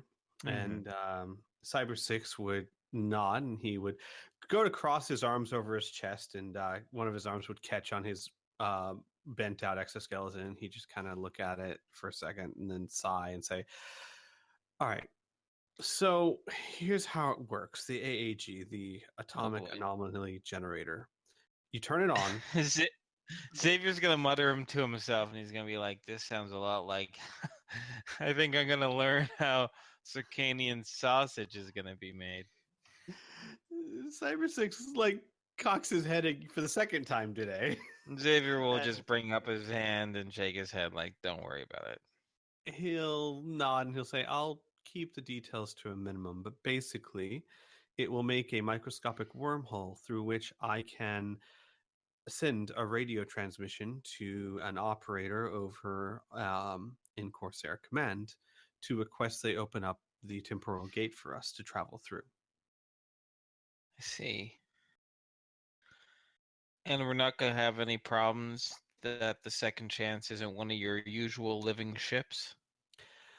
No, as long as here's the only thing. Any ship can really make it through a temporal gate, but when we pass through it, this baby better be going as fast as it possibly can. Oh, all right. And while it's going as fast as it possibly can, is there a particular trajectory in which I should be steering this thing, or straight on? No, I did say I'd keep the details light, but you should know this one because you might be upset if I don't tell you. Yeah, So okay, yeah. Keep those details, please, Xavier says. Cyber 6 Nazi says the temporal gate is built right on the cusp of the point of no return for a black hole, meaning the point beyond which no ship can go fast enough to escape its pull. Xavier's going to close his eyes. So when you pass through the gate, you are already going at maximum speed, meaning that you have the thrust needed to escape the black hole's gravity, though it is a bumpy ride. There's no trajectory that you really need to worry about. The gate itself will shoot you directly away from the black hole. It's more about velocity, I take it. And if we don't go as fast as we can, that means we go beyond the point of no return and we're lost in what? The black hole? Yes, there are safeguards there, but they are not always effective. Okay. I can tell you, though, people have been doing this for centuries, and it is very rare that someone falls into the eye of Zebron.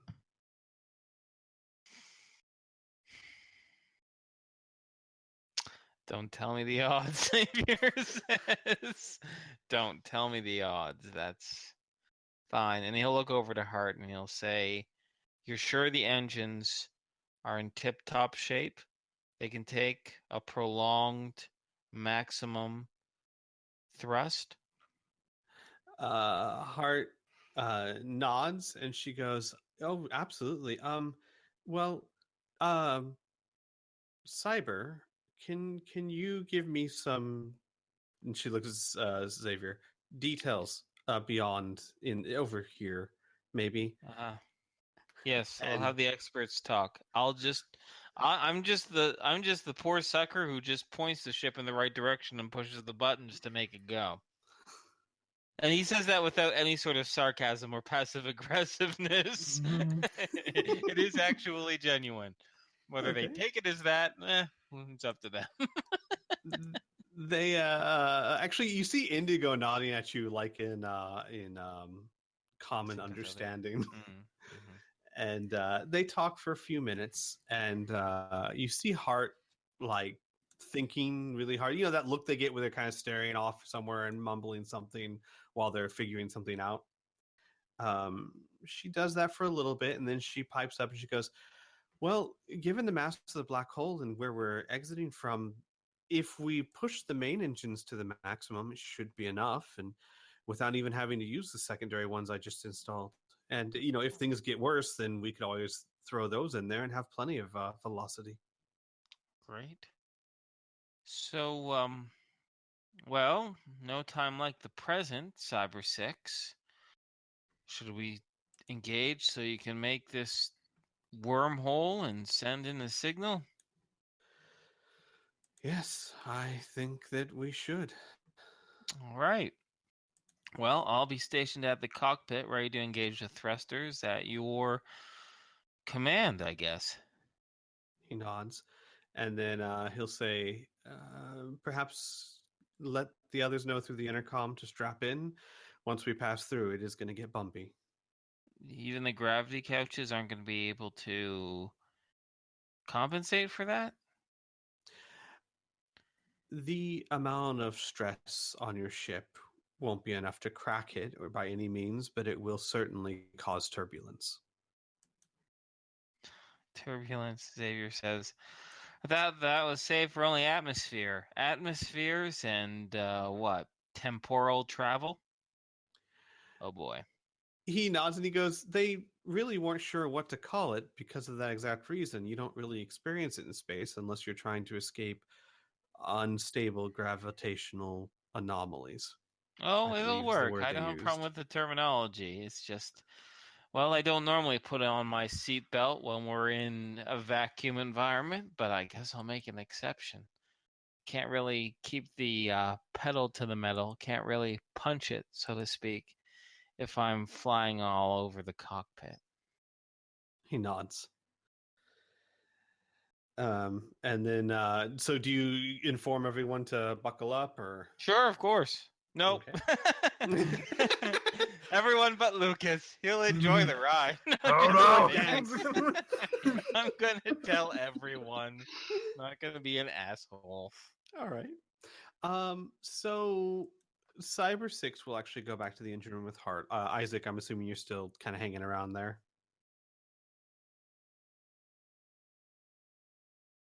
Okay. So he'll go back to the engine room with Hart, and he will say he'll kind of give her instructions on how to turn it on, and then once she turns it on, he will send a radio transmission. At least he says he is. You don't actually hear anything, but he lets everyone know that he is sending a radio transmission with his ID, the ship's signature, their current location, and a request to open the temporal gate. And Indigo, who's still in the cockpit with Xavier, says, an interesting thing about time travel is using the temporal gate from Zebron, you can sometimes have to wait for hours, considering how heavy traffic is.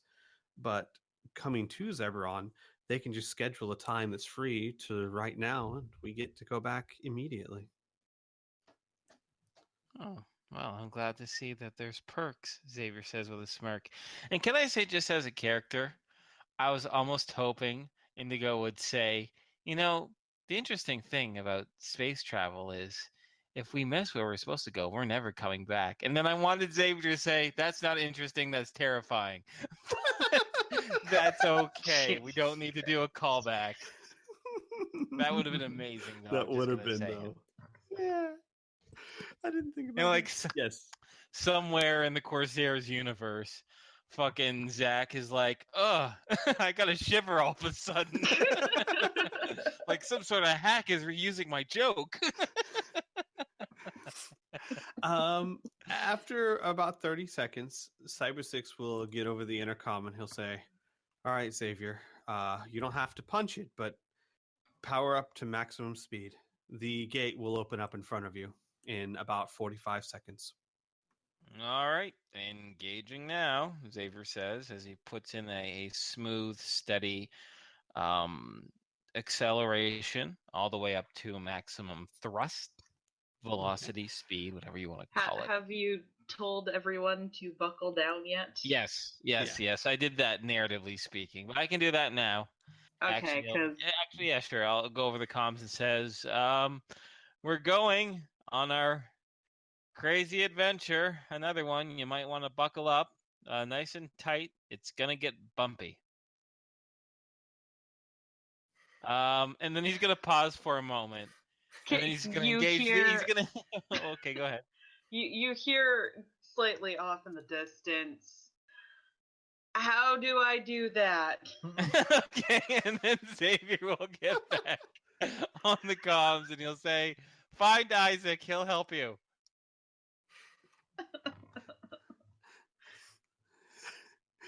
As 3CPO sits down, I hate space travel.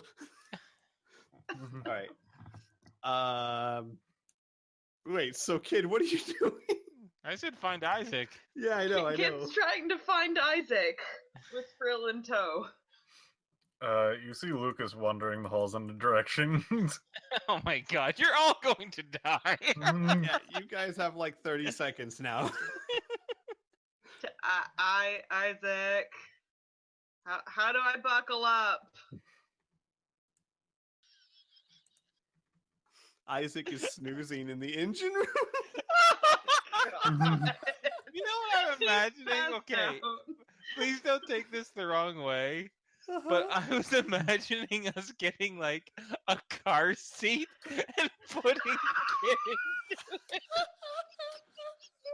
it and buckling her in.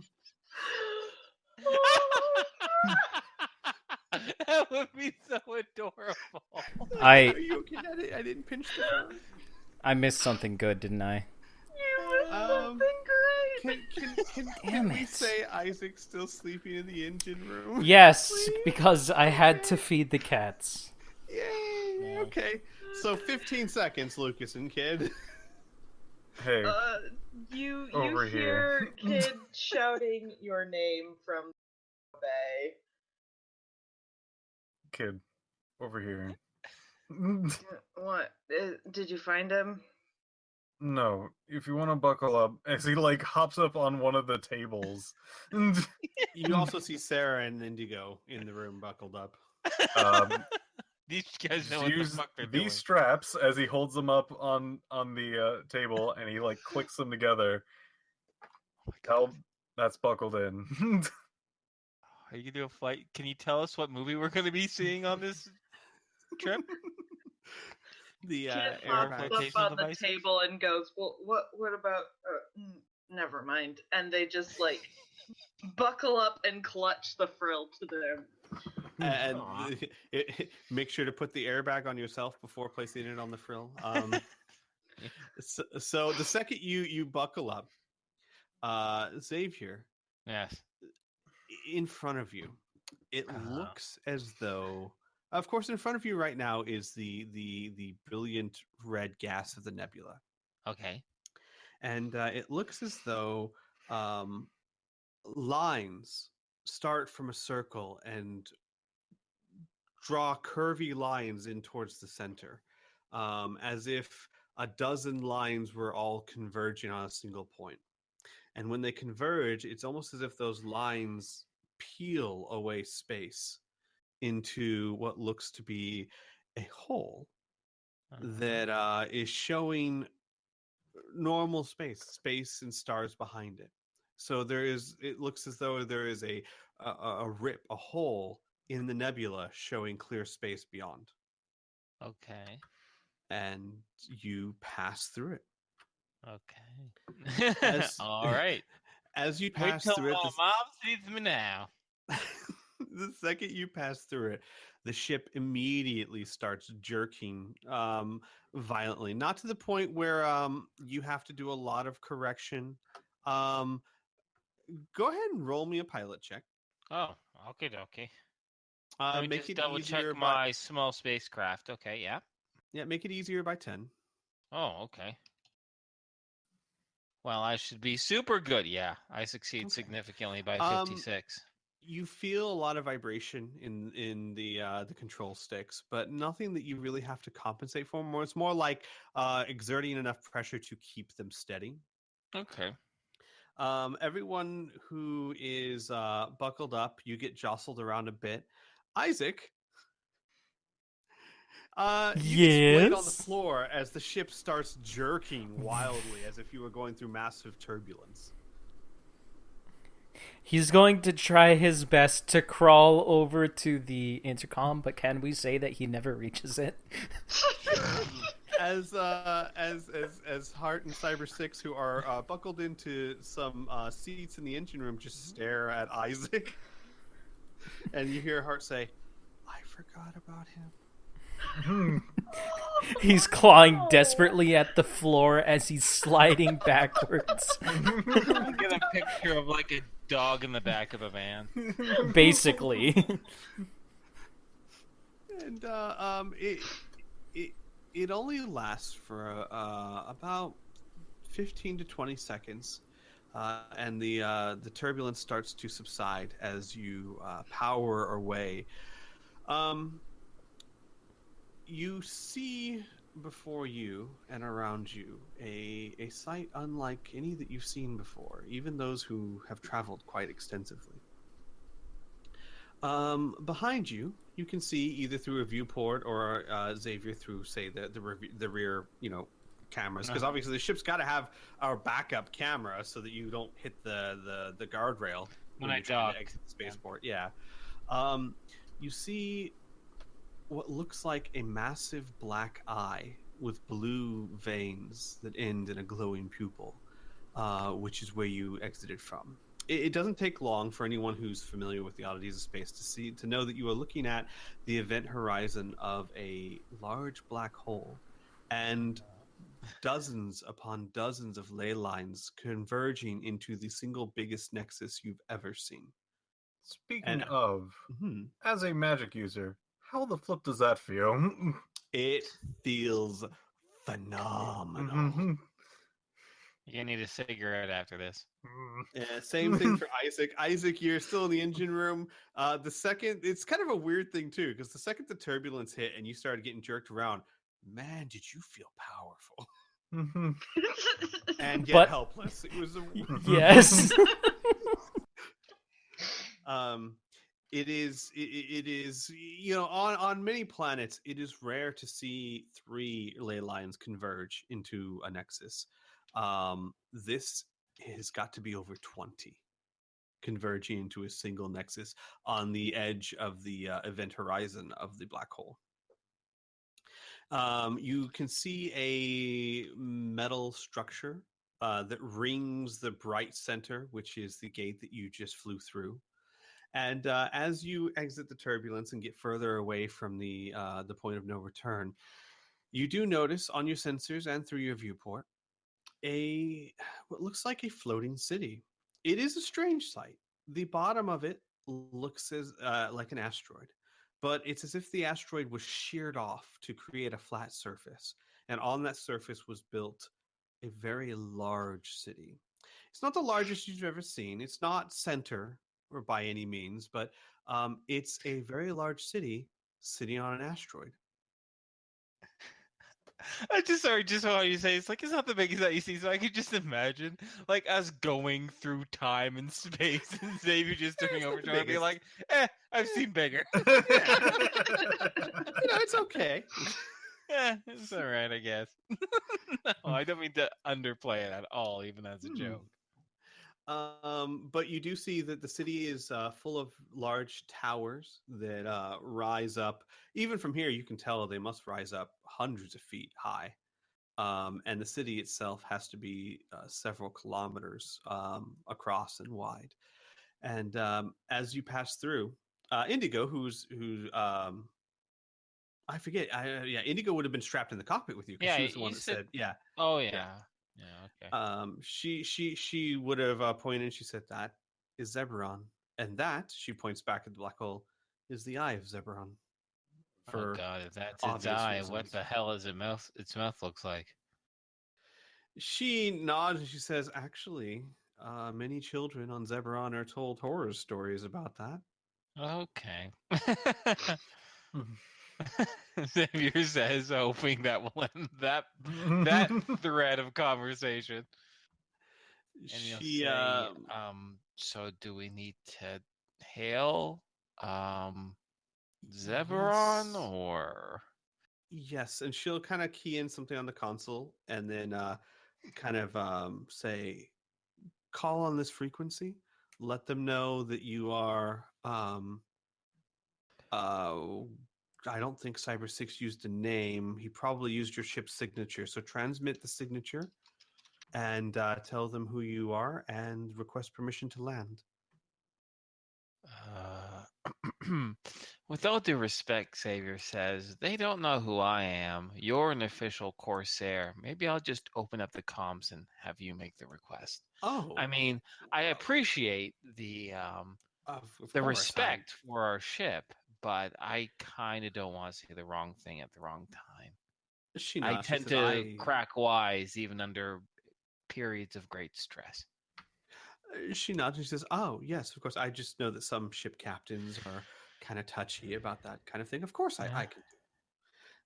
And she'll open it up and she'll say, "ZLC, this is Corsair Indigo requesting permission to dock, sending ship signature now."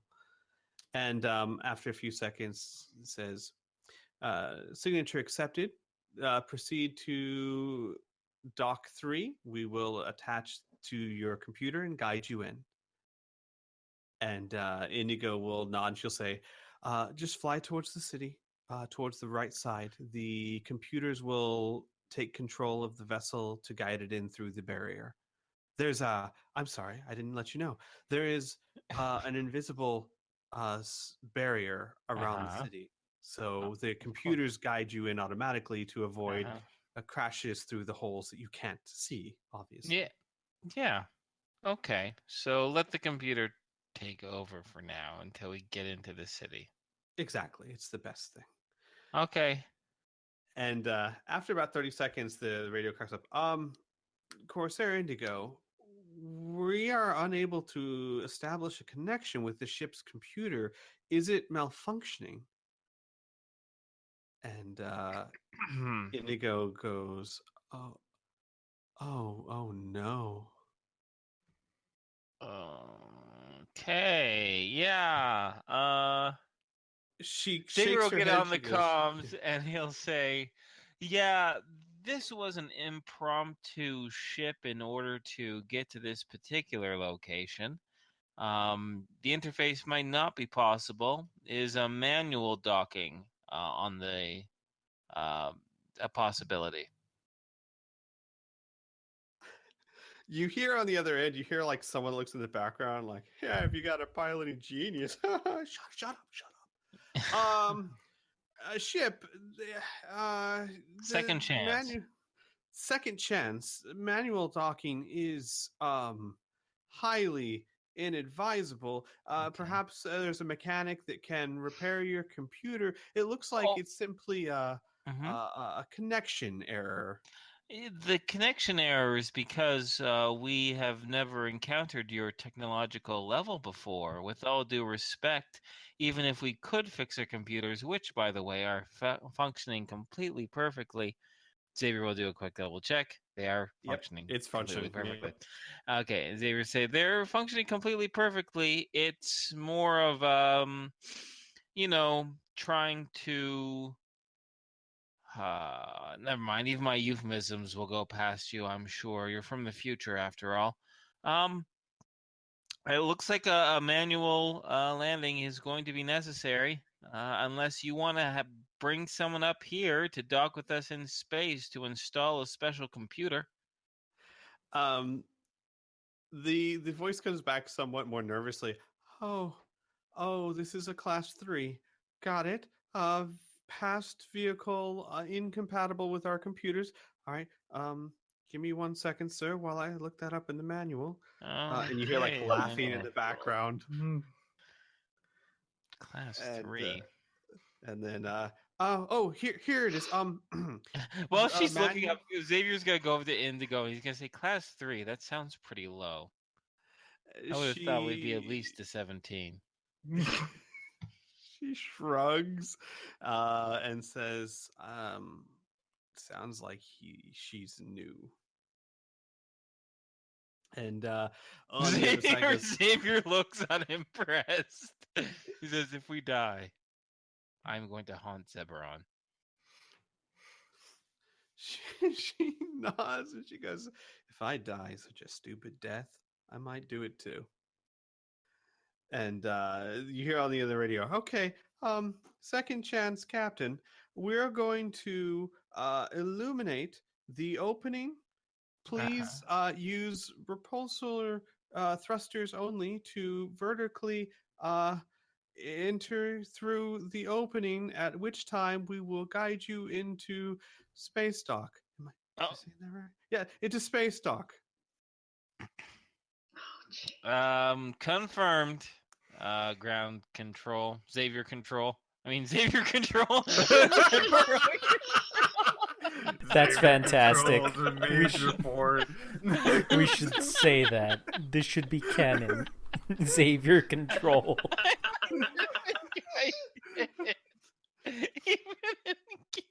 There's too many Z words in space. Xavier control. You're your own flight control. I'm in charge of the. Well, in this instance, technically, you're correct. So, what you see. So when I'm drunk, can I say to myself, Xavier control, we have a problem before I pass out?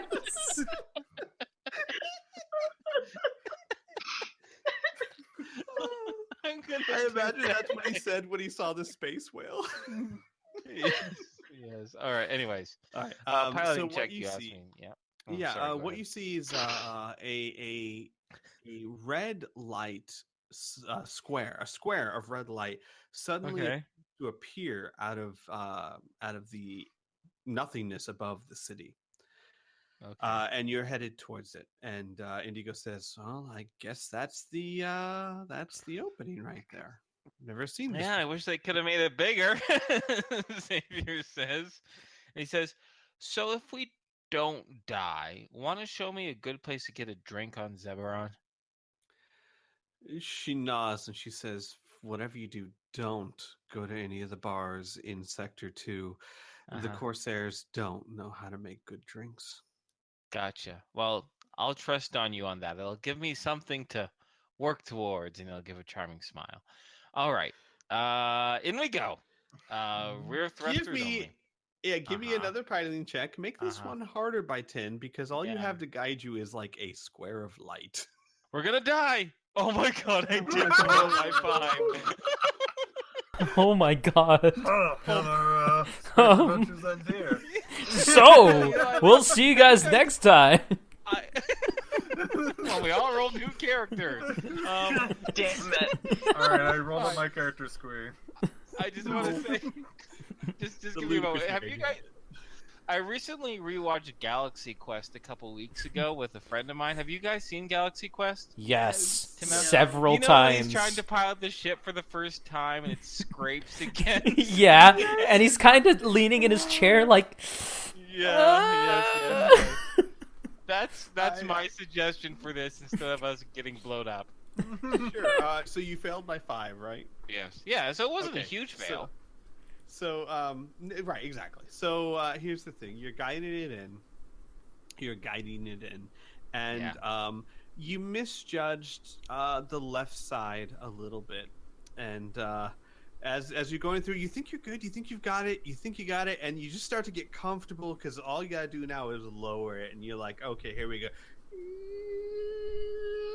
Like this nail screeching sound as the paint on the ship is scraped off as metal scrapes against metal. And Indigo just kind of like, she looks at Xavier with like this face of she doesn't want to say anything, but it's just like the face.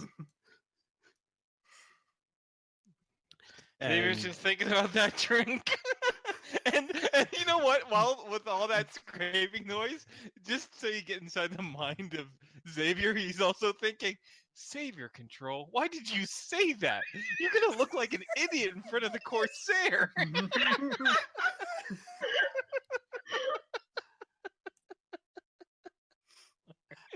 Stupid. She's hot too.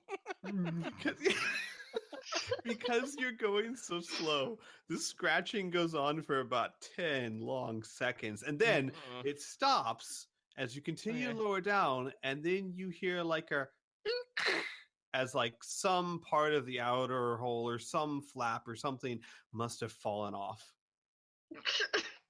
Wow. That's a whoopsie. All right.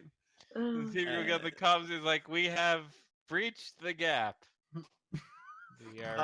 When you open it, you just hear like laughter in the background. Oh, motherfuckers!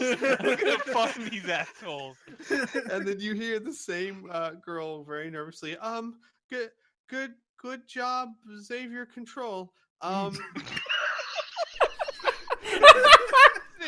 Xavier's just like, oh my god, no, she's saying it. No, you have to just roll with it. You have to roll with it. Please proceed to these coordinates and dock in Bay 94. Oh god, All we're not docked. No, not yet. No, we just got through the shield protecting Zebron. Now we have to fly through the city. It's been nice knowing everyone. And you know what the worst thing is that the coordinates, like Xavier will have to, because, I mean, coordinates, I don't know if they're probably not using longitude and latitude because it's like not a planet. They're probably using like maybe like sector quadrants or something like that. So either way, I think personally, Xavier will have to rely a little bit on Indigo to like filter what the coordinates I see on my screen versus like directions I would understand. Does that make sense? Yes, it does. And she'd be more than happy to help. Question. Okay. Would any of this conversation have gone on in the intercom? Would I know about Xavier Control? Oh wait, can we roll and find out if the intercom was yes. So, pick high or low, Inferno. No, okay, I'll have Isaac. We'll have Isaac roll it. But you choose high or low. Okay, high means it didn't, and low means the intercom was on. Okay. It didn't. Okay. Damn. He didn't have it on. Because I was gonna have a joke. Isaac, in the engine room, you and Cyber6 were the only ones that hear this. As you're going through and you hear the scratching, you just like heart just like has this like in her face looks like she's physically being pained the whole time, and then like she stops when it stops, and then when the sound of something breaking off, she just goes like that again.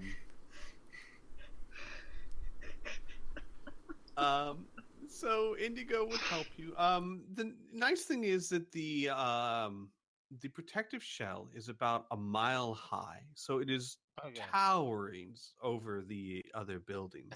So I And won't crash into a tower. That's good. yes, Indigo would say to kind of like bring up conversation. This is a little awkward, but she goes, "So just head that way. Yeah, the shield is really high. It helps protect against a decompression. This whole Oh. place is filled with atmosphere, and if there's a decompression, then we're able to seal it before people down there are seriously affected by the escaping atmosphere." Xavier will give a smile and be like, "Oh, so like atmospheric buffer zone." Yes, very much so. Inside his head is like, "Good, sounds smart. Make her forget about that whole Xavier control nonsense." And you can also tell that the ship is handling differently. It's handling now like it is in a full atmosphere, as if you were on a okay. planet. Sweet. Because you're so high above the buildings, and you do see tons of ships coming and going, many of designs that most of them are designs you've never seen before. A few of them are designs that you're like, okay, if I drove the 1995 version of that Chevy, this is the 2016 version. So you can see the Difference in quality or aesthetics. yeah, and aesthetics exactly. But there's Okay. plenty of room. Things seem to be going in an orderly traffic. There are, and you'll note this, there are some very large ships that are passing through what seem to be very large holes, what must be very large holes, much larger than the one you went through. They could have made it bigger. Those fucking frat boys that call themselves air traffic control. Indigo says the presiding theory is that they are overworked and find joy in life wherever they can get it. But yes, they are not the best to work with. They fucking did that on purpose. What fucking assholes? Xavier will just give a perfunctory nod and continue to guide the ship where it need to be. All right. You have no trouble guiding it in. The actual docking port where you guide it in is well, actually, I'll give you a little bit of description of what you guys see. So, Yes. as you approach Zebron, you see that the city itself takes up only about half of the main asteroid. And outside the barrier, now that you're closer, you see that the surface of the asteroid is loaded with different types of turrets. From things that look like close range flak throwing turrets to long range cannons. This surface of this asteroid is absolutely armed to the teeth with defensive emplacements outside of the city. You'll also notice too that above the city, outside the barrier, there do seem to be a few ships that you would consider frigate size, or a few that are cruiser size that patrol it. And the city itself, within the bubble, seems to be divided into 10 sectors, almost as if it's a giant wheel that has been cut into 10, not equal, but geometric slices. And the slices range in appearance from lots of lights and neon glowing bits to what clearly looks like a section for ships and dockyards. You can see from the sky several ships docked, and you can see the sparks coming off of ships that are getting worked on. Several that look like residential areas. 4 sectors of note. One is a sector that looks like it's a factory sector. Lots of heavy machinery, lots of smokestacks that aren't generating smoke per se, but they are releasing some form of gas and power generators and things of that nature. There is a sector that you fly over that is different from everywhere else. It has what looks like maybe grass or some other type of green plant around it, and small circular buildings, and almost no traffic. No one seems to be walking around on the surface. It seems almost barren or empty. And you pass towards a sector that looks kind of military in nature. It's very organized layout. It has what looks like might be barracks and facilities. You as you get closer to the ground, you can see like formations marching this way and that. And Indigo will let you know, Xavier, that this is the Sector 2 is where you're headed, and Sector 2 is home to this CDF, the Defense Force, which is like a military that the Commonwealth has, the Commonwealth Defense Force. And that over there, and she points to the far corner of it, which is a walled off section, is the Corsair Academy. So while they share this district, the Corsair Academy is separate and away from the CDF. And you are headed towards a bay over there in the Corsair Academy. All right. When you pass over the wall, you see the best way to describe it. If anyone's ever seen like the Federation Academy in Star Trek, it's very beautiful, very well landscaped. Lots of buildings that aren't incredibly tall, but 10, 15 stories high. Lots of walkways and pathways, and a large structure opens its roof to let ships in and out. And when you get close to it, you see that the roof is open, and you see very clearly a docking pad that says 94 on it that's intended for you. Inside the docking bay... Wait, I thought we were supposed to go to docking bay 96. Oh. I think it's Oh, 94. fuck no, it doesn't matter. Oh, got it. I can't, now that I say that, I can't remember. Either way, this is redundant. I'm sorry. No, not a problem. The important thing is that we dock. Whether it was really 96 or 94 is insubstantial. You do dock, and you notice that the docking bay is filled with dozens of ships that look just like the Corsair ship used to. I guess, but maybe it still does. Who knows? Right. Your ship actually looks quite out of place, but you land very nicely, and once you land, you get a hail over the radio. I'll answer the hail, and I'll feed it through the intercom so the others can hear it too. Okay. A much more confident voice says, "Second chance. I am led to believe that Corsairs Indigo and Cyber 6 are aboard." That is correct, Xavier says. Then, at your earliest convenience, if you could please direct them and yourselves to the Corsair Command headquarters for debriefing. Can do. Thanks. He's gonna pause for a moment, and then he's gonna say, "Do I sign off, or do you sign off, or is there like a call thing?" Well, it's fine. You can sign off. That's okay. That's fine. Signing off. Xavier says as he clicks the button. He'll look over to Indigo, and then the intercom's still open. Goes, "I think that went well." She slowly nods. She says, "That was faster than I thought." Well, don't let the others hear you say that. Sorry, a little joke. Right. Yes, I do. Good. Intercom's on right there. Yeah. Oh shit! Then you're gonna hear the intercom go off.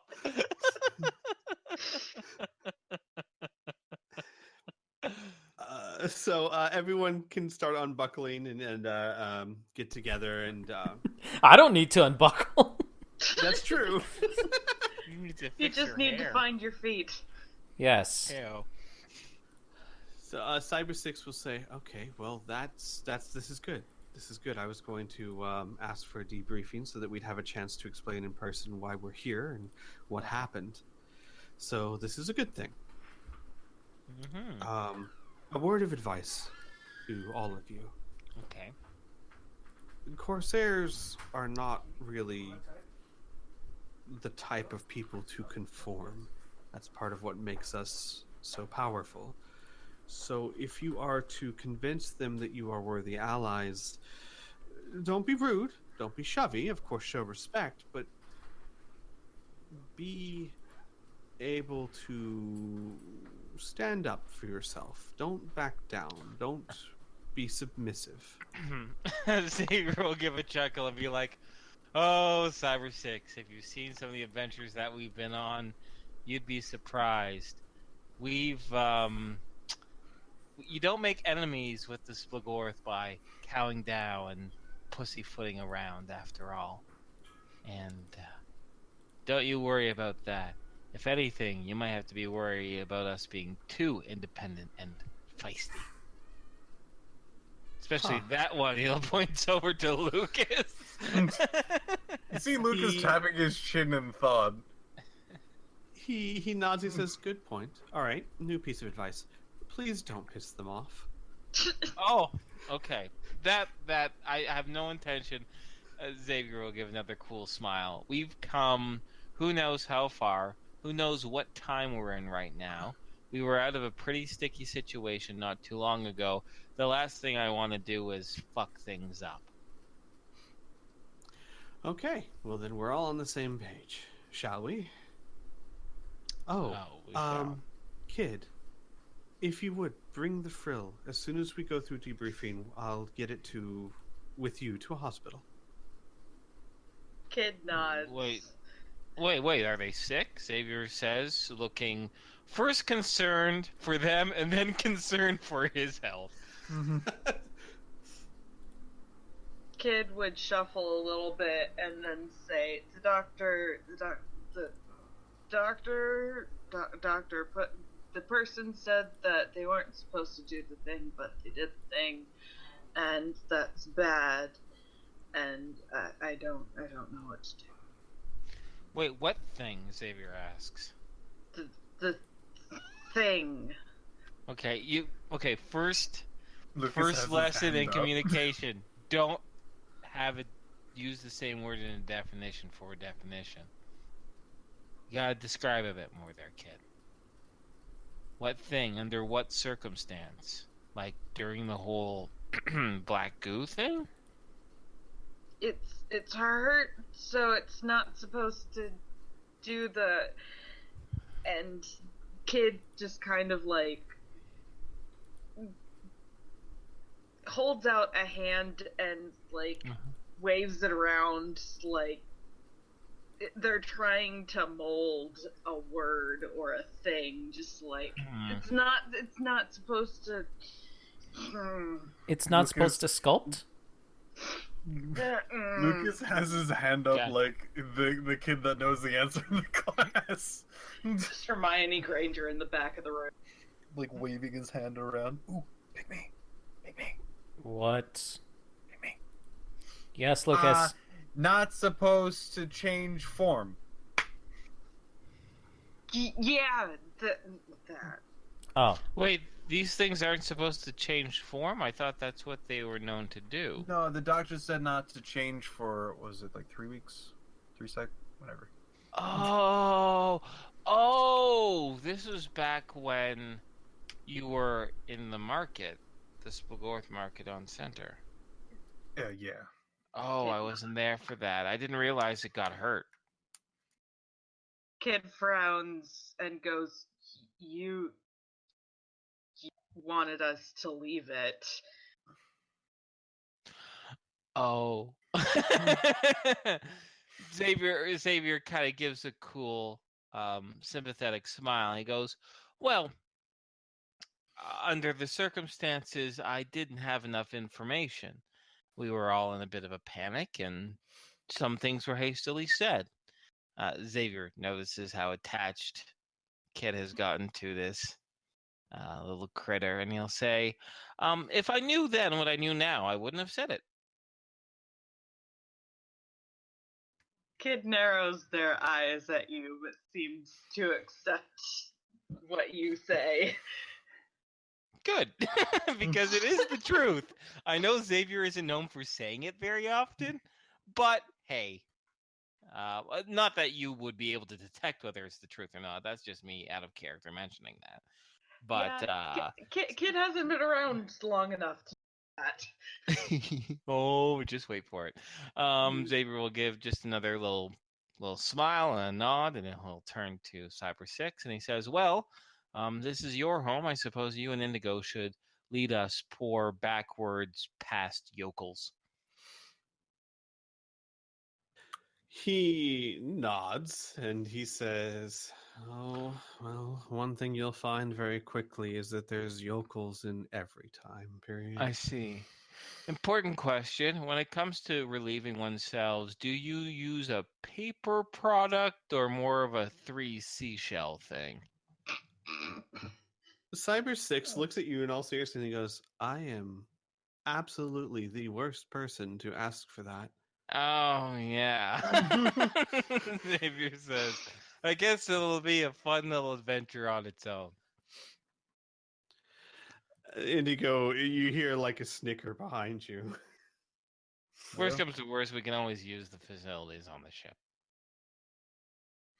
And with that, you guys walk down. Oh, go ahead. Go ahead. Lucas goes, all right, I decided. I'm going to try to put my best foot forward. And he puts down his hood and then digs around his bag and flips out a hat that has big, colorful checker pattern squares on it. For a second, I thought you were going to pull out a foot. And I'd be like, where did you get that foot, Lucas? And it's a fairly tall hat with a brim, very similar to a top hat, but has But there's always a butt with you. with basically just bells coming out the top, very similar to Jester's hat. Of course. Nice. You know what? Xavier will smile and be like, you know what? We could tell them that's the most popular fashion where we're from, and they'll believe us. Because what are they going to do? Right? Cyber 6 again, with pure seriousness, straightness says, actually, the Corsairs are very apt at knowing what past cultures were like. You might be able to convince some academics, though.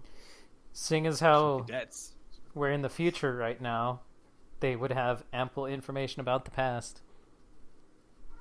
Like, but even fashion sense, even fads that last a couple months? Are you that meticulous, Xavier asks with a raised eyebrow. Indigo actually puts an arm on Xavier's shoulder and kind of leans in and says, okay, imagine Go for on. a second you're a bounty hunter that has to infiltrate any time or any culture. You'd have to be that meticulous, wouldn't you? Good point, Xavier says. She says, though he is kind of exaggerating a bit. Only operators would have that kind of knowledge on the tip of their tongues. Most people wouldn't know this outfit from another unless they looked it up. Either way, let's hope Lucas's hat gives us some good first impression luck. She'll nod and kind of pat Xavier on the shoulder and walk past him down the ramp. Xavier will follow. So you guys follow down into the docking bay. That for so many ships is fairly quiet. There's not a lot of traffic going to and fro. You do see two types of people. You see younger people wearing the same kind of uniform. It's very simple: black pants with black boots and a white shirt with a black stripe across the shoulders. And then you see slightly older people that wear different variations of that uniform, but every single one of them seems to have an individual style. It shares the same color scheme of black and white, but some of them wear tall boots, some of them wear open jackets, some of them wear skirts. It just seems like every uniform is tailored custom to the individual. And Indigo would point out that the ones in the same type of uniforms are cadets that haven't earned the right to customize their uniform, and those that have are either Corsairs or cadets that are ready to take their final test. It's a mark of making it that far. Good. And Neat. You guys would continue out through the hangar bay as Cyber 6 and Indigo lead you towards Corsair Command, which is the largest building towards the back. It's a good walk. It's a good quarter-mile walk through what seems to be rather pleasant areas. There does seem to be large kind of park-like areas. However, if you look up, you see no atmosphere. It is as if the darkness of space and the beauty of the Eye of Zebron is right above you. And it's a strange feeling that you're on ground, on land, with gravity, but have absolutely no atmosphere and can see out into space as if you were looking through a viewport. And all the light around you is a very white, artificial, fluorescent light. And as you continue down the large parkway, you hear some noise. It's kind of like trumpets and chimes, but they're rather soft. And Cyber 6 stops and he says, "Oh, I believe there's a procession about to pass. We should probably stand aside and let them." But you said to stand our ground as Lucas stops his foot on the ground. No, Lucas, stand aside, please. Kid's just staring up at the space view, not really paying attention. They keep like falling behind every few steps and then catching up and then falling behind and catching back up.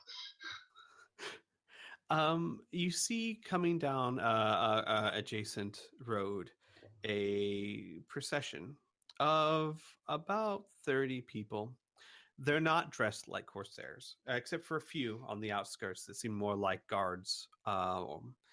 The procession are people dressed in unusual clothing. The styles and fashions that you're not familiar with, but of all kinds of makes and colors. What you can tell is that they're very fine clothes. They are the type of clothes that nobles or government officials or people of lots of money would wear. And as the procession gets close, they haven't gotten up to you, but as they get close, you see Cyber 6, he whistles and he goes, "It's Senator Teal. She's a member of the Grand Council. I wonder why she's here. This seems like the last place she'd want to be given, well, not stuff that you would probably be interested in. It's just odd to remark." No. Go on. I mean, we're here now.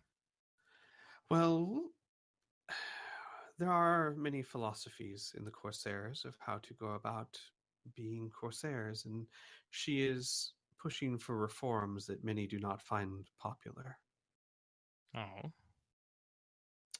Give an example, if you don't mind, so I can get a judge of her philosophy. Well,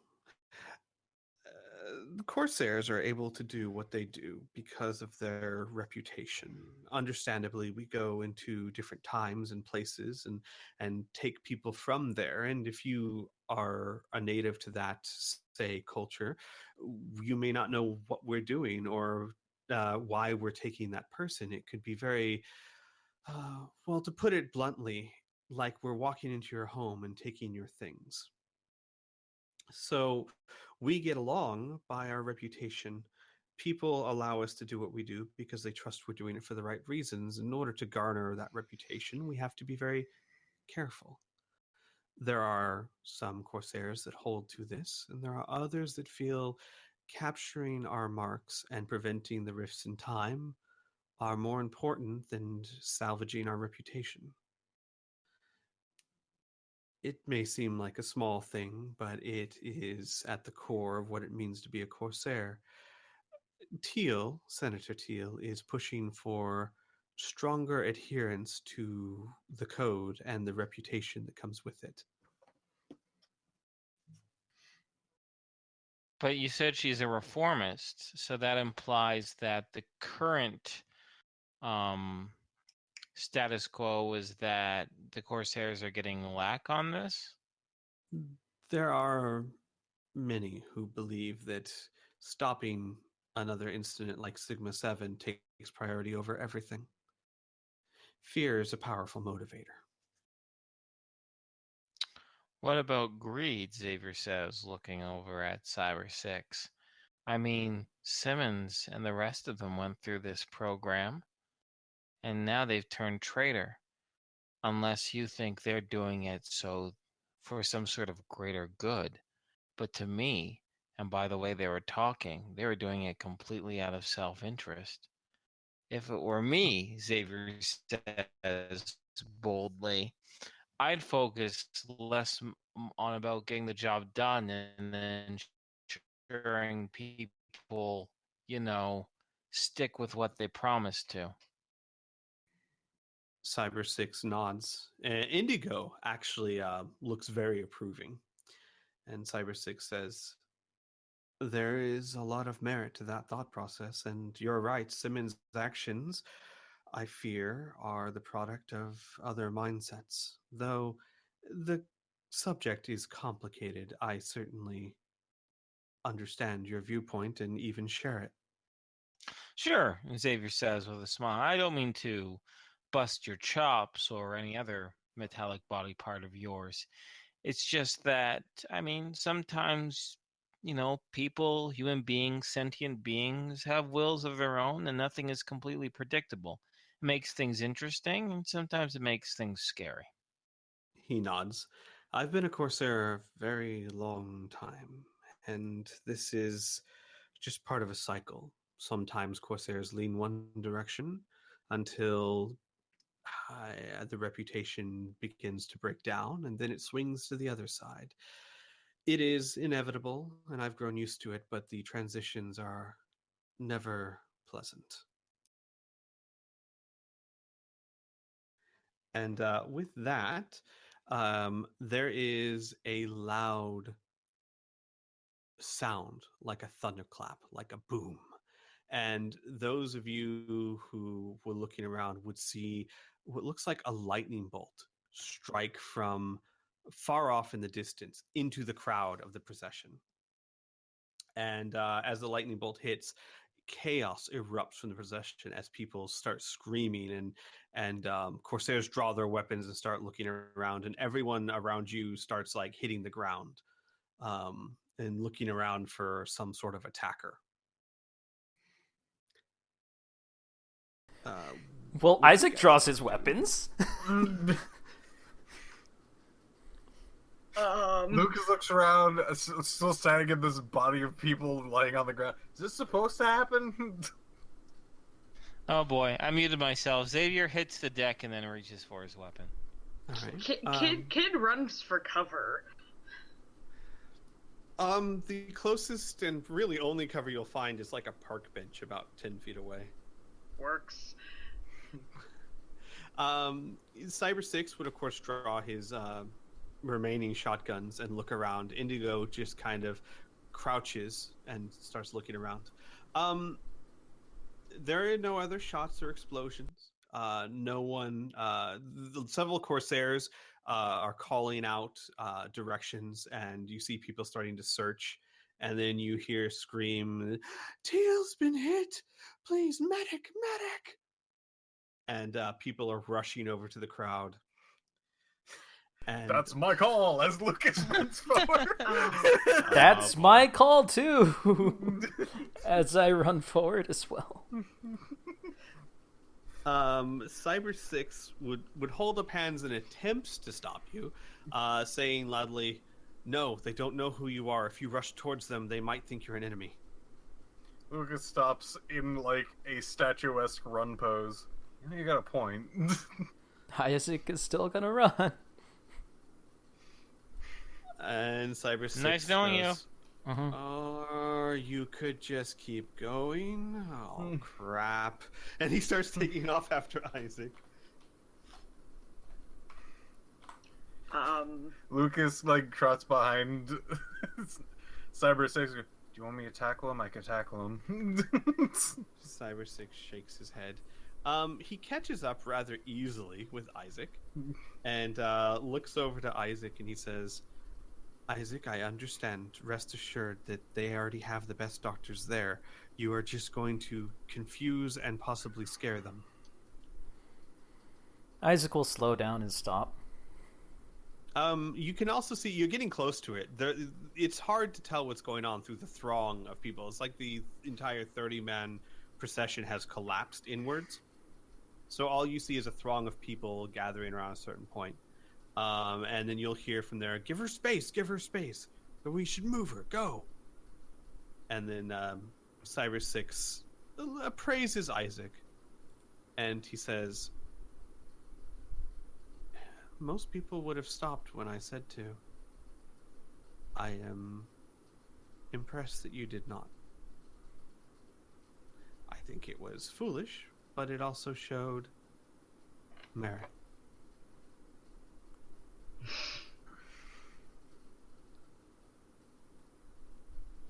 Isaac won't respond to that. And with that, the entire area is kind of starting to, like, Corsairs are starting to fill the courtyard. And Cyber 6 says, we should return to the others and go to Corsair Command as soon as possible. This place is about to be full of people. Isaac will nod and stow his guns away and start going back to the rest of the group. As you return, you will see an overturned bench. Which was bolted to the ground. Not anymore.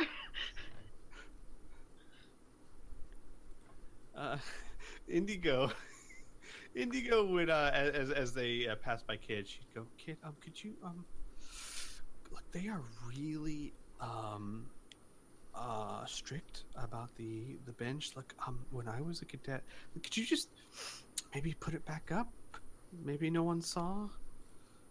Kid, like, slowly lifts it up and then, like, pops out and puts it back, kind of trying to set it the way it was before, but, like, the base has just been torn up, so it's like, nobody will notice as everything's, like, destroyed from the bottom up. And you see Indigo, like, she's got, like, a fist to her mouth. She's like, kind of, and, like, she's doing this, like, you can tell clearly, like, this is not, she's not taking this very well for some reason. And then Cyber 6 says, you see Cyber 6 as most of the party has already passed this, and Cyber 6 will call out, not now, Indigo, come on. And Indigo's like, yeah, right. And then she just, like, turns around and, like, not looking back, follows Cyber 6. Kid picks up the frill and also takes off, but kind of glances backwards to see if anyone's looking. There is one person who is in a Corsair uniform that's, of course, black and white, but they're wearing a very long coat that almost looks like a robe almost, and it's very meticulous. And he's just standing in front of the bench with his elbow in one hand and that hand, like, holding his chin as he looks at the bench, and he's just kind of shaking his head. Okay. Kid keeps going with the rest. You guys are able to very quickly make your way to Corsair Command. You enter the building. And you pass through like a checkpoint, just like in the courtroom or in a courthouse. And Cyber 6, when you get in there, Cyber 6 says, your weapons, they are put in a box and sealed, and you can take them with you. You just won't have the ability to open the box until you leave. That's fair. Isaac will start taking off his weapons. 2 hours later. Yeah, Cyber 6 essentially also takes off his weapons, yeah. First, he got his shoulder holsters, then he got his ankle holsters, then he got his hip holsters. He's going to take off the holsters as well and shove them in the box. How big is this box? They have varying sizes. One Tommy gun. All right. They It's okay if I have throwing sticks. They will give you a medium-sized box. And you see the box looks very much like a lockbox with a handle on it, though when it closes, it's almost as if the seal disappears and it becomes just a solid block of steel-looking like material.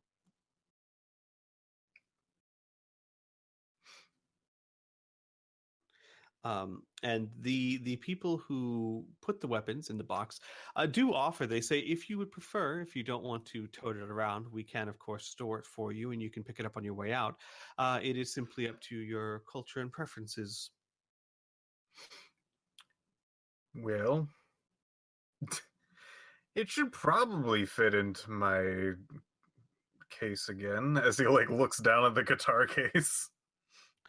It is not going to fit into your guitar case. It's like a metal square or a rectangle. Probably will fit. Damn it, he's gonna try. The guard who put the box out for you stares on at you in a not amused face, but patiently waits as you try. It does not fit in your guitar case. After a good, like, solid 10 tries of obviously it will not fit, but him, like, trying to close the lid on top of it, opening it, closing, opening, He does, like, the I suitcase guess I can leave attempt. this one here. As he, like, leaves the box there. But if Okay. anyone loses it, I'll think of something else later. As he, like... We have not lost a single weapon in over 300 years. And then, like, one of the other guards goes, "We did lose a gauntlet once."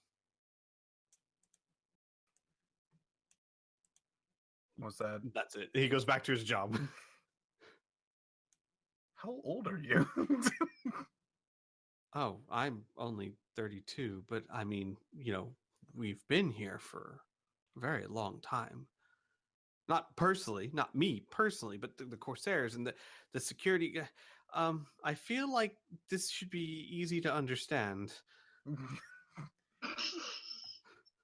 He puts up a finger and he's And here we are. puts it down and leaves. All right, Xavier, did you take any weapons with you first of all? I have my little Walther PPK type because he always has that with him, but he checked that out. Okay. That, they would give you a small. I'm assuming a small it's box safe, for it. even though people have fucking shot goddamn admirals and shit. But that's okay. Yeah. All right. So everyone's checking in their weapons. Who's carrying their weapons with them in the boxes? I am. No. Lucas They has... don't try and give Kid a box, do they? No, they don't. Okay, good. Because they're currently looking at each of them very defensively and holding the frill away. Lucas has put all the things that look like weapons that he carries around on him away, except for his flutes and throwing sticks. Okay. Because they just look like sticks and flutes. I understand. Cyber 6 will talk to the guards. He will say, we have one class 1 damaging capable creature and 2 with extra paranormal capabilities. However, I will act as their chaperone and guide. And the guards will nod. Little do they know, I'm the most dangerous of all of them. Dun, dun, dun. I explode! Did I tell you I had that ability to explode that well? I put it on my character sheet. I'm sorry, I'm like looking at your character sheet. I do 3d6 times 7,000 damage. Jeez. Everyone rolling the character. Okay, I'm gonna stop now and let you continue. Now, Cyber 6 would look to you guys and say, those who have the kind of strength Kid does, or the powers you do, typically aren't allowed inside the building without a chaperone. But yeah, I will act as thus.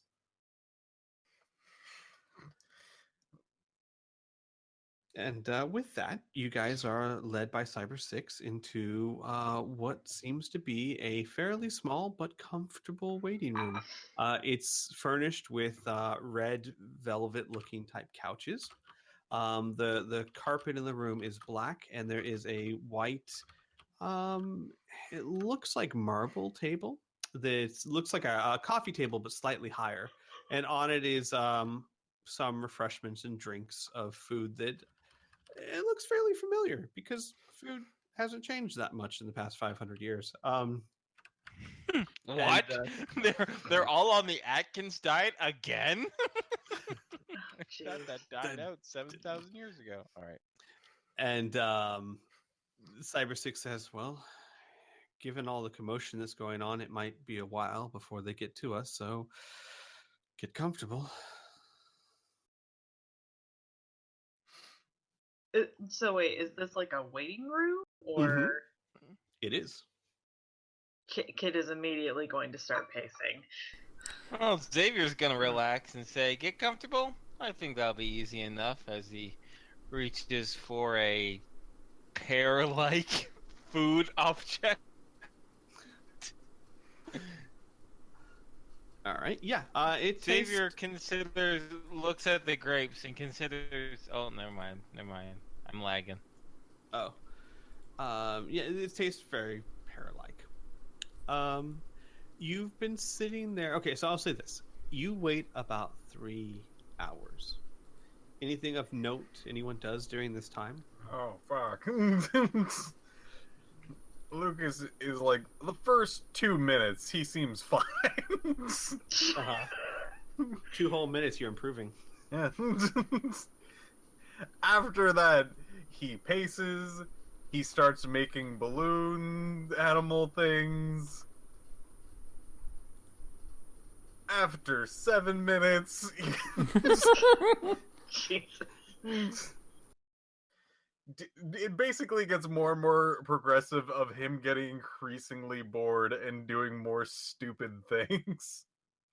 Kid eventually stops pacing and just lays down and starts groaning. Isaac will spend this entire time meditating. Okay. Oddly enough, Indigo is also spending the time meditating. Yay, thinking time. I'm going to say... my spells, as he says, like freaking 10 minutes in. Hart will be crashed on the couch, one of the couches, sleeping. Sarah will probably be crashed on the other side sleeping because they're both still have slightly sunken cheeks, but they're looking much better now. But they are you're seeing that they are well, actually Hart has every reason to sleep because she's been up forever. But Sarah's dozing off. Cyber 6 spends an inordinate amount of time picking at the large gash in his exoskeleton and like almost fussing about it like a mother hen. Over himself. If Lucas is bored, him and I could always practice imitating voices. Lucas would... It looks like he's taken out one of his throwing sticks and it looks like he's going to throw it at the wall. By the time you actually got to him, like, hey, voices. Yes. I figured, well, 1, it'll distract Lucas, and 2, it'll be a skill that Xavier finds incredibly invaluable, so he loves to practice it. Is there any meat-like thing on the food table? Yeah, there's a like strips of some sort of jerky. Ooh, I wonder if Kid's just a flat-out carnivore. That'd be interesting. I guess we'll find out. Carnivore robot. No, Xavier's gotten rid of the robot theory. We're definitely out of radio range now in the future. True enough. How do you know that Seth didn't stow away on board? The Seth is gone, kid. I'm sorry. Oh. Okay. He got scared. Kid is like roll over and back and sit back up and just kind of stare at the food. Just kind of like there's clear longing, but eventually it's just like, I don't. And then eventually they just grab the plate and start eating it. Just like grab it, put it on the floor, and then just start eating it with their hands. Nice. So is everyone okay if I move things on a little bit? Do it. Okay. So after about 3 hours of time, where Xavier and Lucas are practicing voices and everyone else is doing what they're doing, the door opens and 2 figures walk through. Give me 1 second. You'll see them on the map now. One is not wearing any sort of clothing. It's obviously not humanoid. It has the small eyes and it's very tall. It's about 8 feet tall and incredibly lanky. Its feet curl backwards as if its toes were going back the other way. And its hands have 2 large fingers and a large thumb. It silently enters the room, bows to all of you, and then steps to the side. And behind it follows an older gentleman. It's difficult to tell his age exactly. He has white hair and a white beard, and he could be very old. His face certainly has lines of stress or worry or experience on it, but they haven't fully formed into the wrinkles that you would expect to see on a truly ancient person.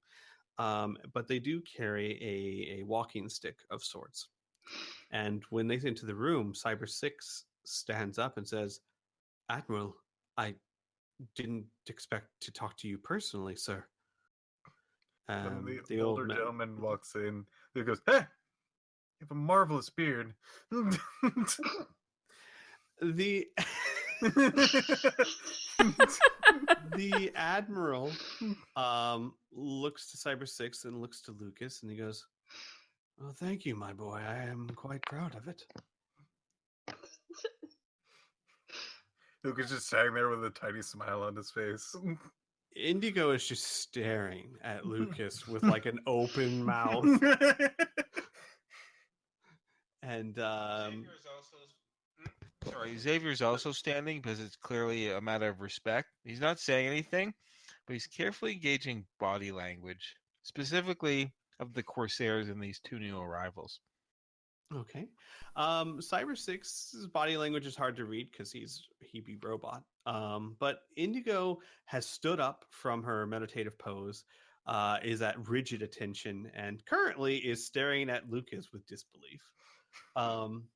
The large alien-like creature has stepped to the side and has folded its arms in front of it, kind of like down, like folded its arms at its waist. And the older gentleman is leaning on his stick, but currently smiling at Lucas. And after a moment of smiling, he looks back to Cyber 6 and he says, "Well, everyone's in tissy over the assassination attempt of Teal. Horrible business, but seems that I was just getting in the way, so I thought I would come debrief you myself, if that is all right. Please, everyone, do sit. And where are my manners? You have guests here, as I understand. I am Admiral Haggis, the commander of the Corsairs," and he'll nod his head. Lucas And gives a Cyber salute. 6 very lowly will say, "He is the top Corsair, period." Oh, well, it's very nice to meet you. They call me Xavier Anderson. No fancy titles, just fancy deeds. And he'll give a bit of a confident smile. He'll nod to you. And then he'll just look down the line. He'll look to Isaac.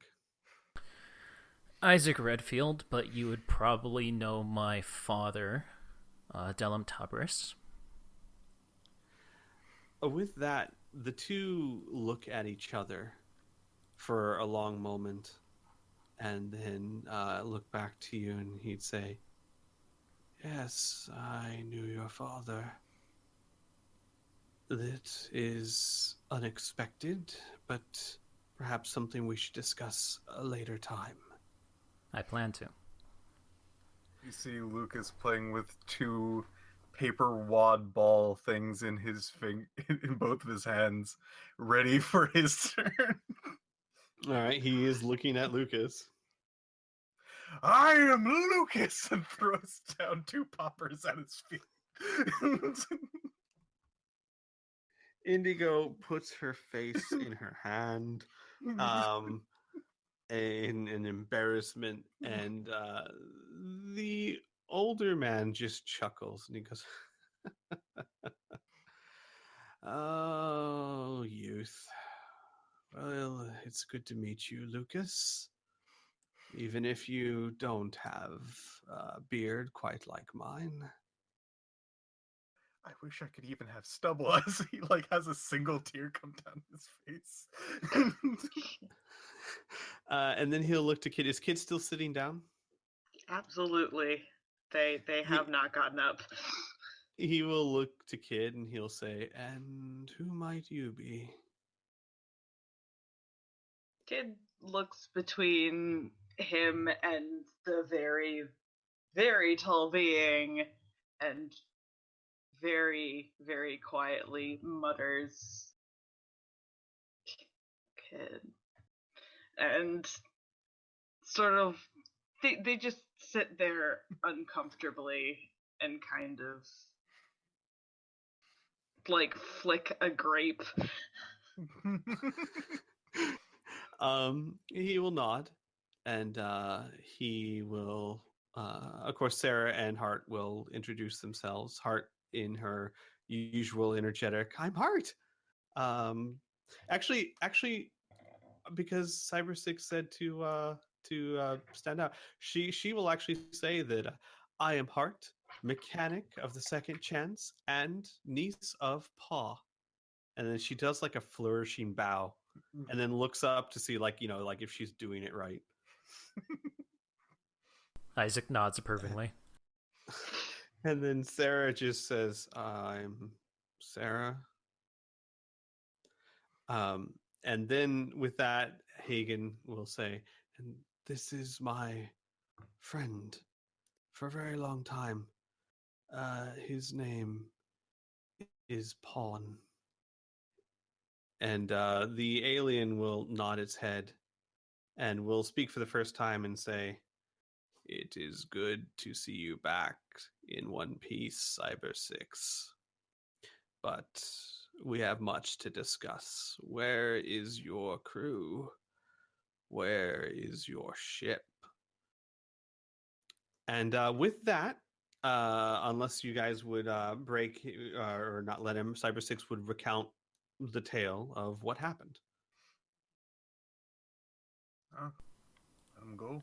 Yeah, let him Nope. go. The beginning of it you don't know, but it's fairly predictable. He talks about them leaving Zebron and going to Center, and then after a few days of investigating the threat to the timeline, they decide to approach you, and after that, you know pretty much the rest of the story. Admiral Hagen and Parn only interrupt a few times to ask clarifying questions, but for the most part, they let Cyber Six tell the story. Cyber Six lays on your heroism a little bit thick. What you did was damn impressive, just in and of itself. But to hear Cyber Six tell it, and Xavier almost would do you proud the way he spun the tale. You guys were there every step of the way, helping and competent. Would he mention that Kid was not there at the beginning? No, he would not. Okay. He would simply refer to the group as a whole. Okay. So, Kid, technically, a lot of this story is new to you. Yes, it is. So you get to learn the whole story of how the group was betrayed by his. Guess what we did? Yeah. They spent 50 million credits to get out of an impossible situation, which I guess wasn't impossible. I guess not. After the story is told, Admiral Hagen, of course, it takes a good half hour or so till Admiral Hagen would nod. And he would say, "This is troubling indeed, but I expected something of the sort. Well, what are your plans now, Cyber Six?" And Cyber Six said, "I'm going to find Simmons. I'm going to get back what he stole, and I'm going to bring him to justice. And Parn would say that will be very difficult. You know, we can only track those who leave big impressions in the timeline. Simmons is no fool. And Hagen will hold up a hand. He'll say, before we decide if it's possible, we need to figure out if it should be done, and if it should be done by you, my old friend. You are very close to this after all. And what of your friends here? What do you intend? He says, looking to you.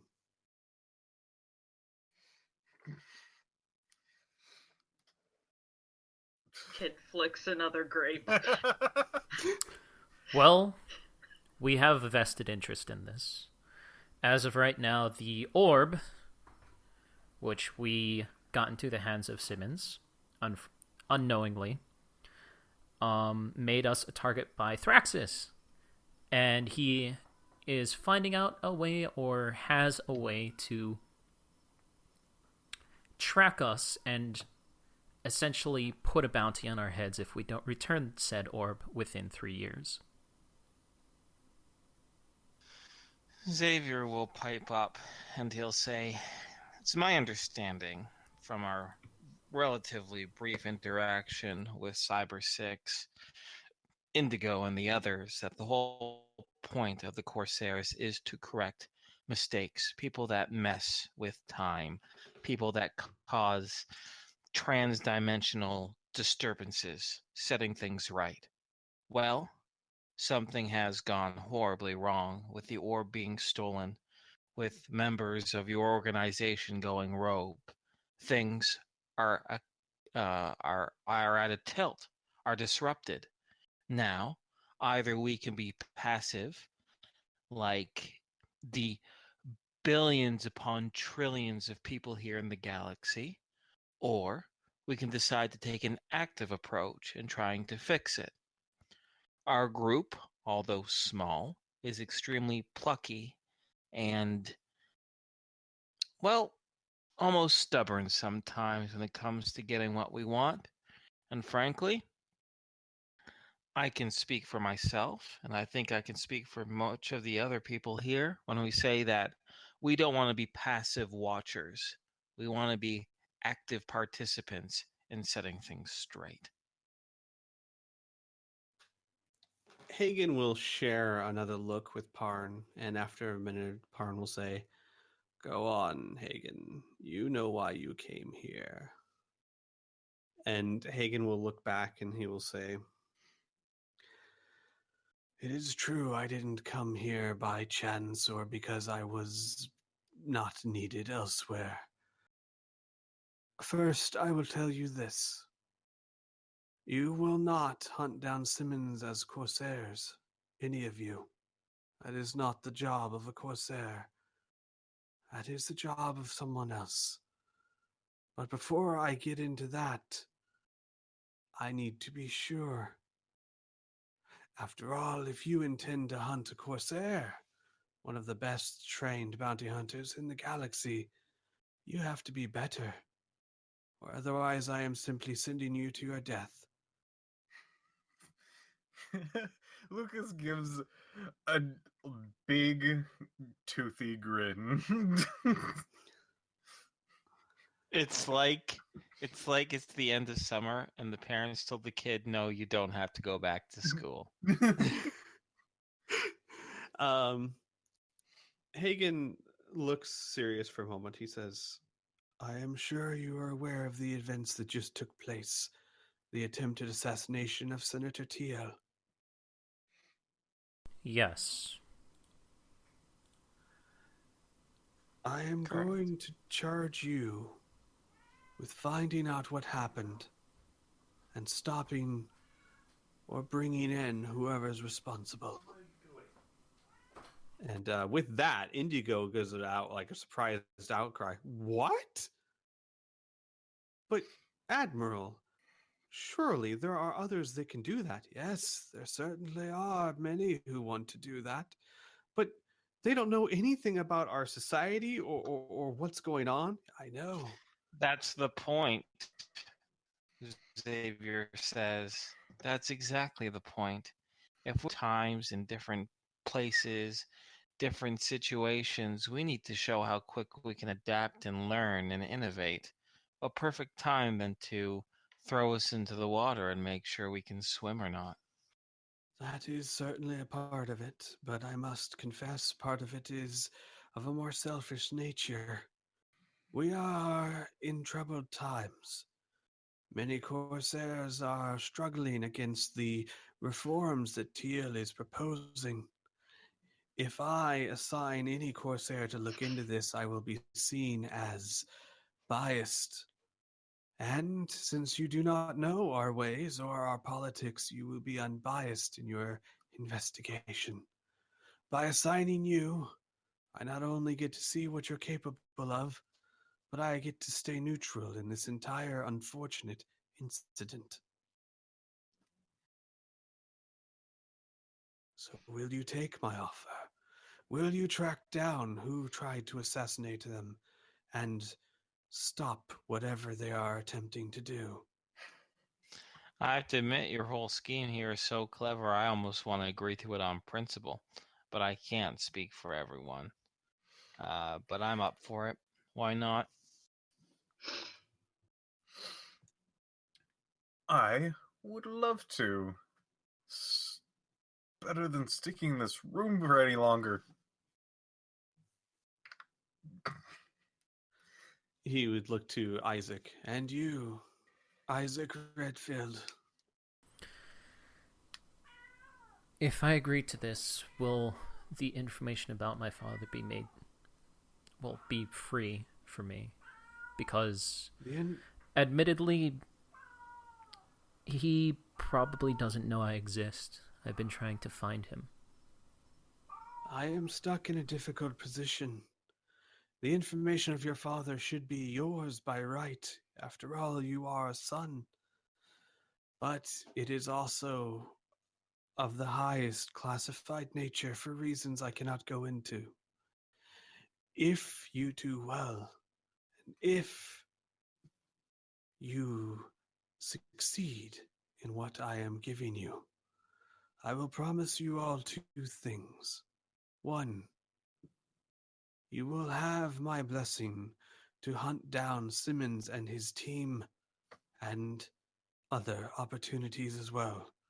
And two, I will tell you everything I know about your father, which is substantial. Then I will agree. And you, kid, I believe it was, what is your say?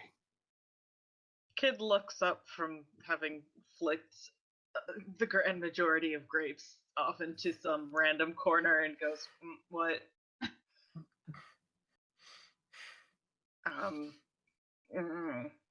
And then kind of looks at the rest of the like, what are we? Hagen will actually kind of sit down on the floor in front of Kid, and he's like, you hear some bones creak as he does it, and he says, "Tell me, Kid, what is it you want?"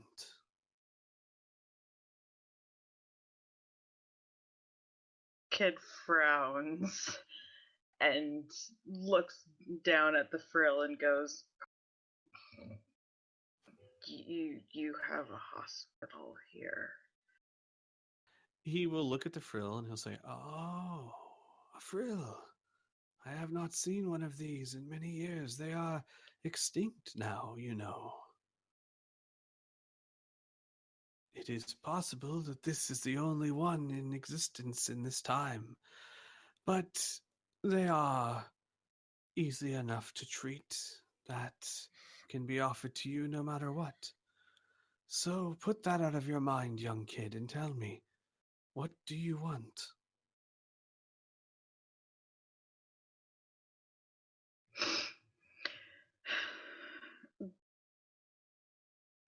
They think about it for a very long time, just kind of like shuffling uncomfortably, and then go, I don't know.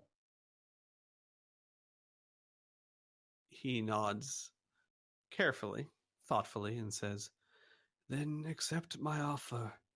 Work with these fine people to find who is disturbing my citizens. Perhaps you will find the answer you're looking for."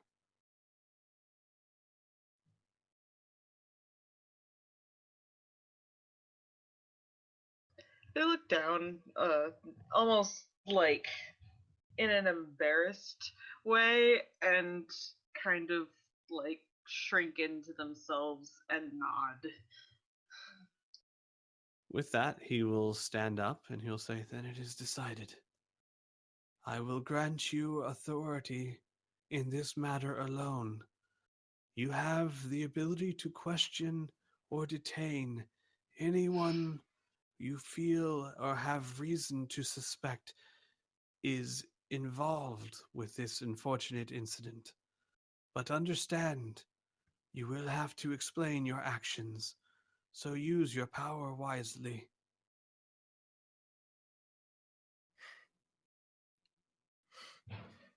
Lucas is nodding. And with that, I'd say this is a good place to end the session. Yeah. Oh boy! I concur. Yeah. All right. So we will see you guys next week. Right now, No, next week, Wednesday. What? I Also- see you.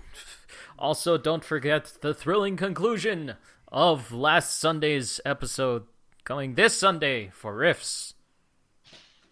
Yes, that's right. It did leave on a cliffhanger, didn't it? Yes. We still get to see what happens. Anyways, Yeah, you do. we'll see you guys next time. Bye-bye. Bye bye. Ciao.